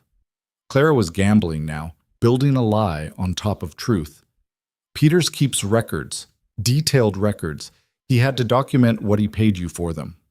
Silas's smile faltered. That proves nothing. I sold them at a loss because I was trying to move inventory. Or you sold them for exactly what they were worth, which was more than $400, which means Boone's payment was legitimate. Clara looked at Foster. Easy enough to check, isn't it? Just need Peters' books. The lawyer frowned. Mr. Granger, is this accurate? Did you sell the furs to Peters? The details of my business transactions are relevant to this case, Foster said sharply. He looked at Dixon. Sheriff, I think we should verify this claim before making any arrests. Dixon looked relieved. Makes sense to me. This is ridiculous, Silas sputtered. The woman's obviously lying to protect her husband. You can't seriously... I'm seriously suggesting we exercise due diligence, Foster said. If the furs were worth what Callahan claimed, then there's no theft. If they weren't, the warrant stands. Simple. Silas's face had gone from red to purple. Fine. We'll check Peters's books. But when they show I'm right, Callahan's coming down in chains. Fair enough, Boone said. He looked at Clara. We'll both come. Tomorrow. Boone, tomorrow, he repeated firmly. Then to Foster. That work for you? The lawyer nodded. Tomorrow at noon. Come to the bank. We'll review the evidence together. They left. Clara and Boone stood in the yard, watching them disappear down the trail.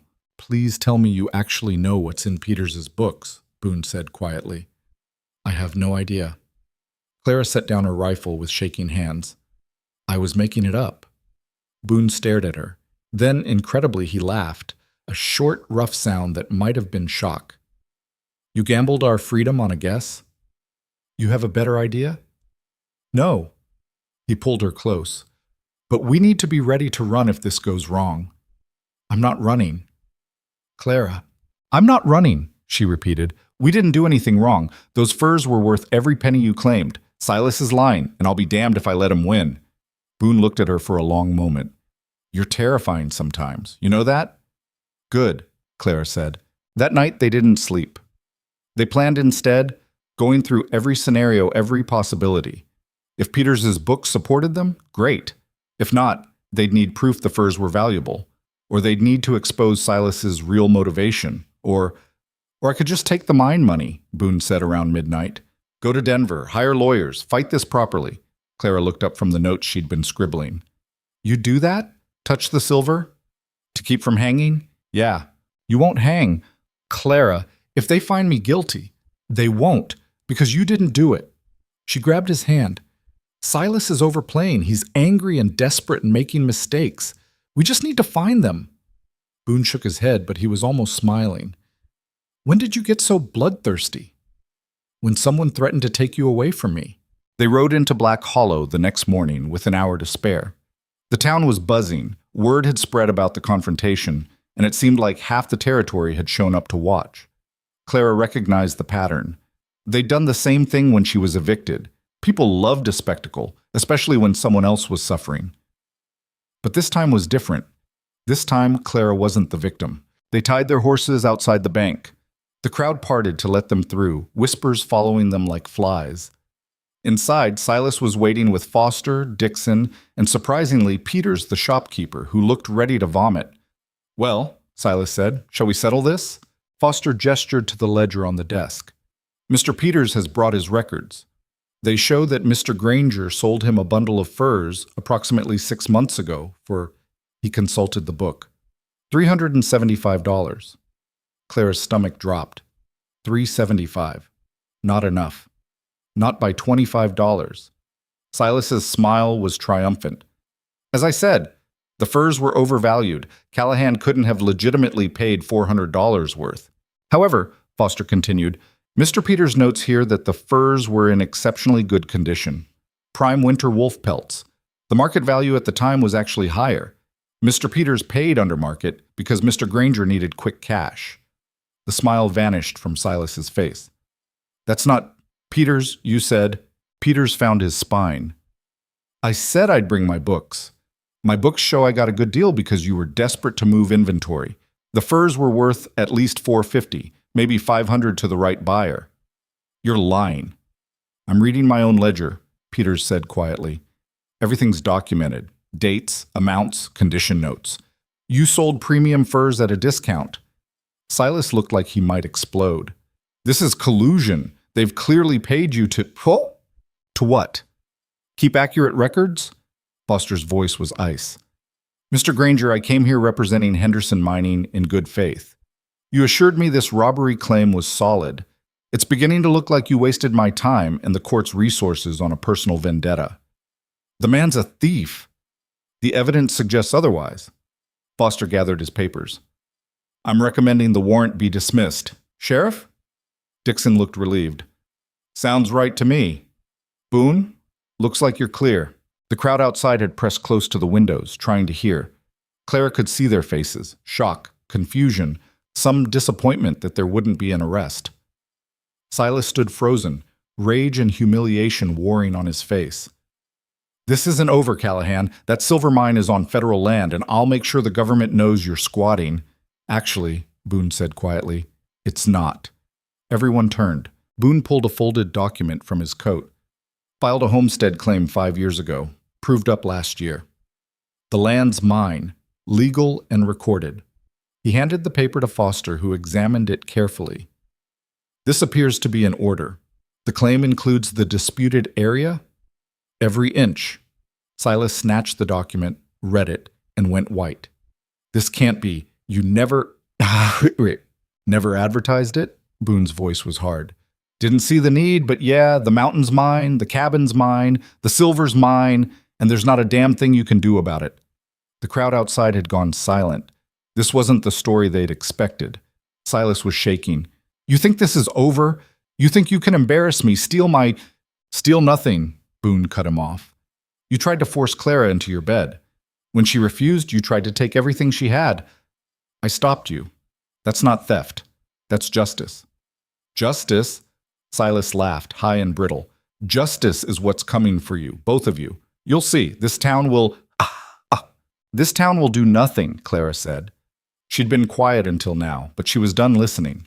Because this town is built on your money, Silas, your loans, your debts, and people are starting to wonder why you needed to sell those furs so fast. Why you're so desperate to get your hands on Boone's silver. Silas's eyes narrowed. Careful, Clara. Or what? You'll foreclose on my non-existent debt? Clara stepped forward. I've been thinking about those letters, the ones from Henderson Mining. They've been trying to buy the silver rights for over a year, which means you've known about that deposit for at least that long. So what? So I'm wondering what else you know about. What else you might have tried to buy or claim or steal. Clara looked at Foster. Is there public record of mining claims in this area? Foster nodded slowly. At the Denver Land Office, yes. And would those records show if someone, say a banker, tried to file a claim on land he didn't own? The lawyer's eyebrows rose. They would. Why do you ask? Clara turned to Silas. Want to tell them, or should I guess? Silas's face had gone from white to gray. You have no idea what you're talking about, don't I? You found out about Boone's silver, realized how much it was worth, tried to file your own claim but couldn't because Boone already owned it. So you did the next best thing, tried to pressure him into selling. When that didn't work, you tried to have him arrested on false charges. Clara's voice was cold. How much do you owe, Silas? How badly does your bank need that silver? The silence was deafening. I want to see your books, Foster said suddenly. The bank's books, all of them. You have no authority. I have authority from Henderson Mining to investigate any irregularities in land claims related to mineral rights. If there's evidence of fraud, there's no fraud. But Silas's voice was panicked now. The bank is perfectly solvent. Then you'll have no problem showing proof. Foster looked at Dixon. Sheriff, I'm formally requesting access to the Bank of Black Hollow's financial records. Dixon shifted uncomfortably. Silas, maybe you should just— I don't have to show you anything, Silas was shouting now. This is my bank, mine, and I won't let some mountain savage and his scarred whore destroy everything I've built. The words echoed in the sudden silence. Clara felt the slap of them, the old wound trying to open, but she'd been called worse, been broken by worse, and she was done letting men like Silas define her. Show them the books, she said quietly, or I'll tell everyone what you really offered me that day. In detail. With witnesses. Silas's mouth worked silently. Foster stepped forward. Mr. Granger, you're making this much worse than it needs to be. If the bank is sound, proving it takes 5 minutes. If it's not— He let the implication hang. For a long moment, Silas just stood there. Then he walked to his desk, unlocked a drawer, and pulled out a ledger. He threw it at Foster's feet. There, happy? The bank's drowning. Half the loans are worthless, backed by land that isn't worth the paper it's written on. I've been juggling debts for 2 years trying to keep it afloat. That silver mine was supposed to fix everything. One big investment, use it to cover the bad loans, get back to solid ground. The crowd outside pressed closer, everyone straining to hear. And when Callahan wouldn't sell, Foster said, flipping through the ledger, you got desperate. I got creative. Silas's voice was bitter. Same thing every banker does. Move money around, cover shortfalls, wait for conditions to improve. It would have worked if that stubborn bastard had just sold. Except the money you were moving wasn't yours, Foster said, still reading. These deposits, these are from customers. Working people's savings, and you gambled it all betting that Callahan would cave. I did what I had to do to protect this town's financial future. You committed fraud, Foster said flatly. He looked at Dixon. Sheriff, I believe you have actual grounds for an arrest now. The crowd erupted. Dixon moved forward, hand on his gun. Silas Granger, you're under arrest for bank fraud and embezzlement. Come quietly, now. No. Silas backed away. No, you can't. I'll fight this. He ran for the back door. Dixon caught him in 3 steps, wrestled him to the ground. Silas fought like a wild animal, screaming about injustice and conspiracy and how this was all Boone's fault. Clara watched him get dragged away and felt nothing. No triumph, no satisfaction, just a tired sort of relief. Boone took her hand. You all right? Yeah, Clara said. I'm all right. Outside, the crowd was chaos.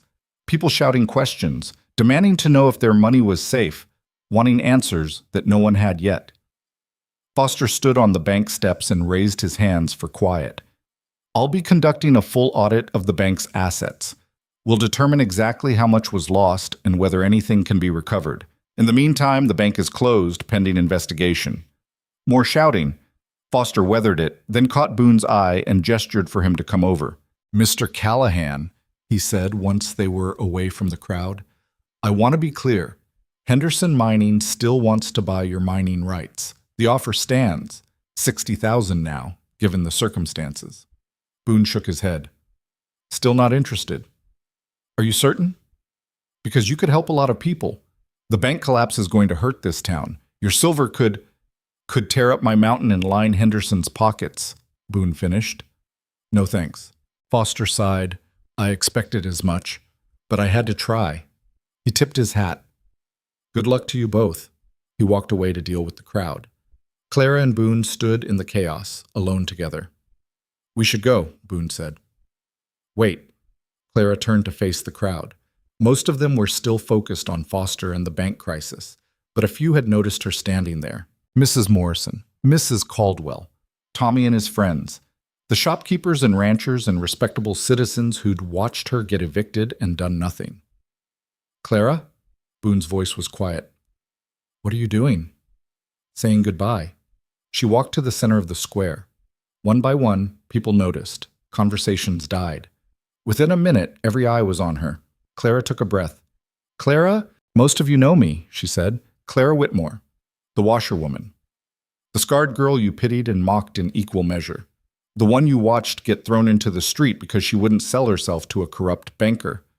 Uncomfortable shifting in the crowd. A few people looked away. I'm not here for apologies, Claire continued. I don't need them. I just want you to understand something. She gestured to Boone. That man you've spent years calling a killer, a ghost, a monster. He's worth 10 of most of you. He saw me when you looked through me. He gave me a home when you watched me lose mine. He taught me to survive when you were content to watch me die. Mrs. Morrison had tears in her eyes. Clara didn't care. Silas Granger nearly destroyed this town because of greed. But you all helped him. Every time you looked away from injustice because it wasn't your problem, every time you chose comfort over what was right. Clara's voice was steady. I'm not here to judge you. I'm just here to tell you I'm done with this place. Done caring what you think or trying to earn your acceptance. I have everything I need up on that mountain. She turned to leave, stopped, turned back. Oh, and one more thing. Some of you are wondering if your money's gone, if Silas stole your savings. She paused. He probably did. And now you know what it feels like to have everything taken by someone who doesn't care if you survive. Maybe you'll remember that next time you see someone suffering and do nothing. The silence was absolute. Clara walked back to Boone. He was looking at her with something close to awe. Ready to go home? She asked. Yeah, Boone said. I'm ready. They rode out of Black Hollow together. This time, Clara did look back, once, at the town that had defined her for so long. It looked even smaller than before. The mountain welcomed them home with cool air and pine smell and blessed quiet. They unsaddled the horse, unloaded supplies, went through familiar motions. Inside the cabin, Clara collapsed into a chair. The adrenaline was wearing off, leaving her shaky and exhausted. Boone poured whiskey into 2 cups, handed her one. They drank in silence. That was terrifying, Clara said finally. You didn't look terrified. I was faking. She took another drink. What happens now? To Black Hollow, I mean. Town will recover, always does. They'll bring in federal auditors, sort out the bank mess, find a new banker. Life goes on. Boone sat across from her. Question is what happens to us. Clara looked at him. What do you mean? I mean you just burned every bridge you had down there, made it clear you're choosing this life. Choosing me. His expression was serious. You sure about that? Because there's no going back after what you said today. I don't want to go back. Not now. But what about in 5 years, 10? When you're 40 and your hands are ruined from hard work, and you haven't seen another woman in months, and you're wondering what your life could have been if you'd made different choices. Clara set down her cup and moved to kneel in front of him. Boone Callahan, listen to me. I have made different choices. Bad ones. For 26 years, I chose to be small and invisible and grateful for scraps. I chose to let other people define my worth, and it nearly killed me. She took his hands. You didn't save me. You gave me the chance to save myself. And this life, this hard, brutal, lonely, except it's not life, is the one I choose. Not because I don't have options, because this is the only one that's mine. Boone searched her face. You're not going to change your mind? No. Even when it's hard? Especially when it's hard. He pulled her up and kissed her, deep and fierce and full of promise. When they broke apart, Clara asked, "So what do we do now?" Boone thought about it. "I've been thinking. That mine. The silver." Clara's breath caught. "You're not going to sell?" "No, but I'm not leaving it untouched either." He stood, walked to the window. "What if we worked it ourselves? Just a little. Enough to have real money put aside. Not for us, we don't need it, but for emergencies. Or for helping people who actually need it." Clara stared at him. "You want to mine your own land? Why not? It's ours. We control how much we take, how fast, whether we stop. And if we ever need to leave, really leave, because of fire or disaster or something we can't control, we'd have the means." "That's actually smart." "Don't sound so surprised," Clara laughed. "I'm not. I just didn't expect you to change your mind about the silver.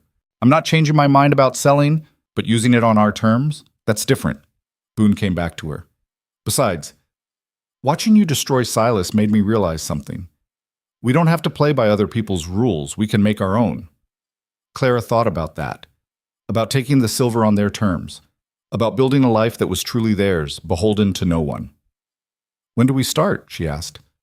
"Tomorrow, if you want." "I want."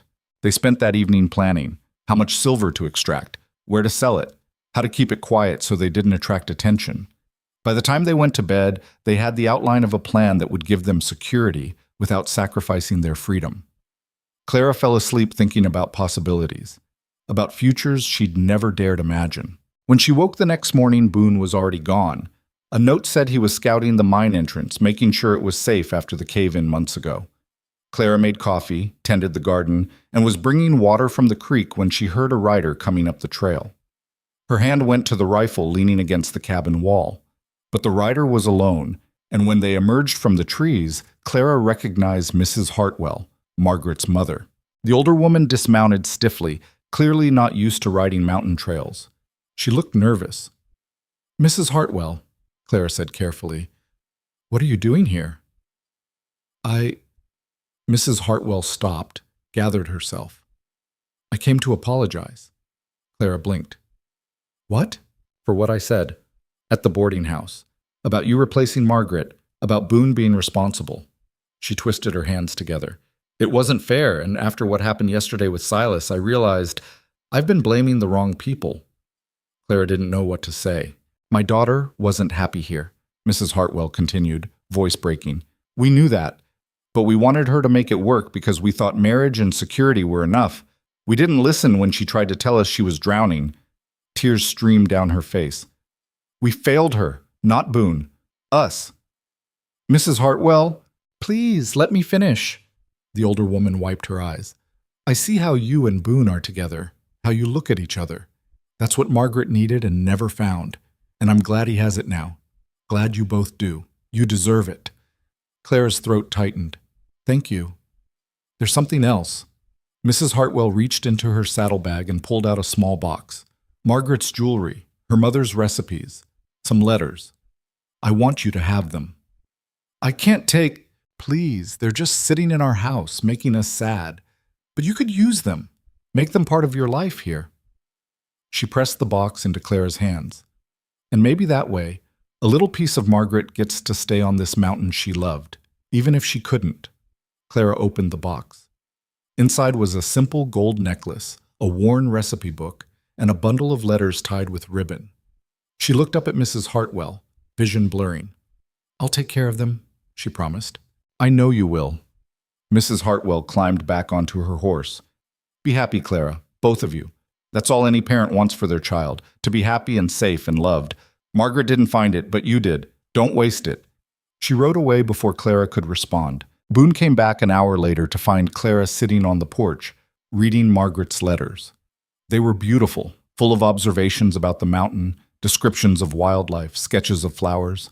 A window into a woman who'd loved this place but couldn't survive the isolation. "What's that?" Boone asked, sitting beside her. Clara told him about Mrs. Hartwell's visit, showed him the box. Boone picked up the recipe book, flipped through it carefully. "She made good bread," he said quietly. "Could never get mine to rise right after she was gone." "I could try them. The recipes."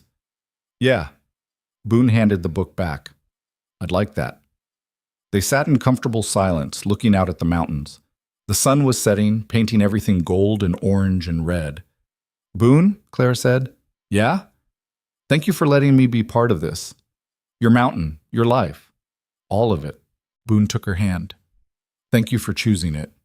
They watched the sun disappear behind the peaks, and Clara thought about how far she'd come.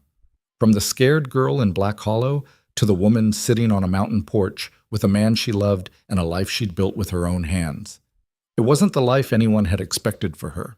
It wasn't easy or comfortable or safe, but it was hers, and that made it perfect. The mine work started slowly. Boone taught Clara how to identify the richest veins, how to extract ore without bringing down the whole tunnel. They worked carefully, taking only what they needed, always mindful of the mountain's limits. Within a month, they'd pulled enough silver to make the trip to Denver worthwhile. They rode down together, sold the ore for more money than Clara had ever seen, and opened an account at a bank far from Black Hollow's troubles. What now? Clara asked as they left the bank. Boone thought about it. Now we go home, live our lives, work the mine when we need money, help people when we can. That's enough. And it was. Over the next year, they heard news from Black Hollow. The bank investigation had uncovered massive fraud. Silas had been stealing from depositors for years. He was sentenced to prison in Denver. The federal government brought in auditors and a new banker. The town slowly recovered. A few people came up the mountain to apologize to Clara and Boone. Most didn't. Clara didn't care either way. She had her mountain, her husband, her life. One autumn morning, Clara woke feeling sick. It passed, but returned the next day, and the next. Boone watched her throw up into a bucket and said, "You're pregnant." Clara froze. What? You're pregnant. Margaret was the same way, sick every morning for the first few months. Clara's mind raced. Pregnant, a baby, up here on the mountain miles from doctors or help or... Hey! Boone knelt beside her. Breathe, it's all right. All right? Boone, I don't know anything about babies. What if something goes wrong? What if I can't... We'll figure it out. Same way we figure out everything else. He pulled her close. You're the strongest person I know. If anyone can do this, it's you. Clara wanted to believe him, tried to believe him, but fear was a living thing in her chest. Over the next months, her body changed. Boone read every book he could find on childbirth, pestered the doctor in Black Hollow for advice, prepared the cabin like he was preparing for battle. Clara watched him transform into something she'd never seen, tender, careful, terrified. You're scared, she said one night. Terrified, Boone admitted. Lost Margaret, don't want to lose you too. You won't. You can't promise that. No, Clara agreed, but I can promise I'll fight like hell to stay. When the contraction started on a cold February night, Clara understood what fighting meant. The pain was unlike anything she'd imagined. Hours blurred together. Boone held her hand, talked her through it, looked more frightened than she'd ever seen him. And then, finally, impossibly, a baby's cry split the air. A girl. Tiny and red-faced and screaming her fury at the world. Boone cut the cord with shaking hands. Clara took her daughter, their daughter, and felt something slot into place in her chest. She's perfect, Clara whispered. Yeah, Boone said, voice rough. She is. They named her Margaret Rose. Margaret for the woman who'd come before, Rose for new beginnings. The baby changed everything and nothing. Life was harder with an infant. Less sleep, constant feeding, worry that never stopped. But watching Boone hold their daughter with infinite gentleness, seeing this terrifying mountain man sing lullabies in his rough voice, Clara couldn't imagine anything better. Rose grew, learned to crawl on the cabin floor, took her first steps between the table and the hearth. By the time she was 2, she could identify animal tracks and knew which plants were safe to eat. She would be a mountain girl, Clara realized. Would grow up knowing this wilderness as home, learning to shoot and trap and survive. Would never know what it felt like to be small or invisible or afraid of other people's judgment. The thought made Clara cry with happiness. Years passed. They worked the mine sparingly, always careful, took trips to Denver to sell ore and buy supplies. Lived quietly, contentedly on their mountain. Sometimes people would ask Clara if she ever missed civilization, missed having neighbors or going to church or wearing nice dresses. She'd think about Black Hollow, about scrubbing floors and hiding her scar and being treated like garbage. Then she'd look at her cabin, her husband, her daughter, and the mountains that had become her kingdom. No, she'd say, I don't miss it at all. Because the truth was simple. Some people were meant for towns and society and comfortable lives, and some people were meant for mountains.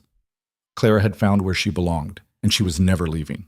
On her 40th birthday, Clara stood on the ridge overlooking Black Hollow with Boone beside her and Rose playing nearby. The town looked the same as always, small and distant and irrelevant. You ever regret it? Boone asked. Choosing this life? Clara thought about everything she'd survived. The fire, the debts, the humiliation, the desperate gamble of marrying a stranger. Thought about what she'd gained, strength, purpose, love, a family. Not for a second, she said. Boone nodded. Then he touched her scarred cheek, the way he'd done 1,000 times, like it was precious, and asked, Ready to go home? And Clara, who'd spent her whole life being told she didn't belong anywhere, smiled. Yeah, she said. Let's go home. They walked down the mountain together, the three of them, toward the cabin that had become a sanctuary, toward the life they'd built from nothing but stubbornness and hope and the refusal to let the world break them. Behind them, Black Hollow disappeared into the distance. Ahead, their mountain waited. And Clara Callahan, no longer the outcast, no longer the victim, just a woman who'd learned to survive and decided that was enough, had everything she needed.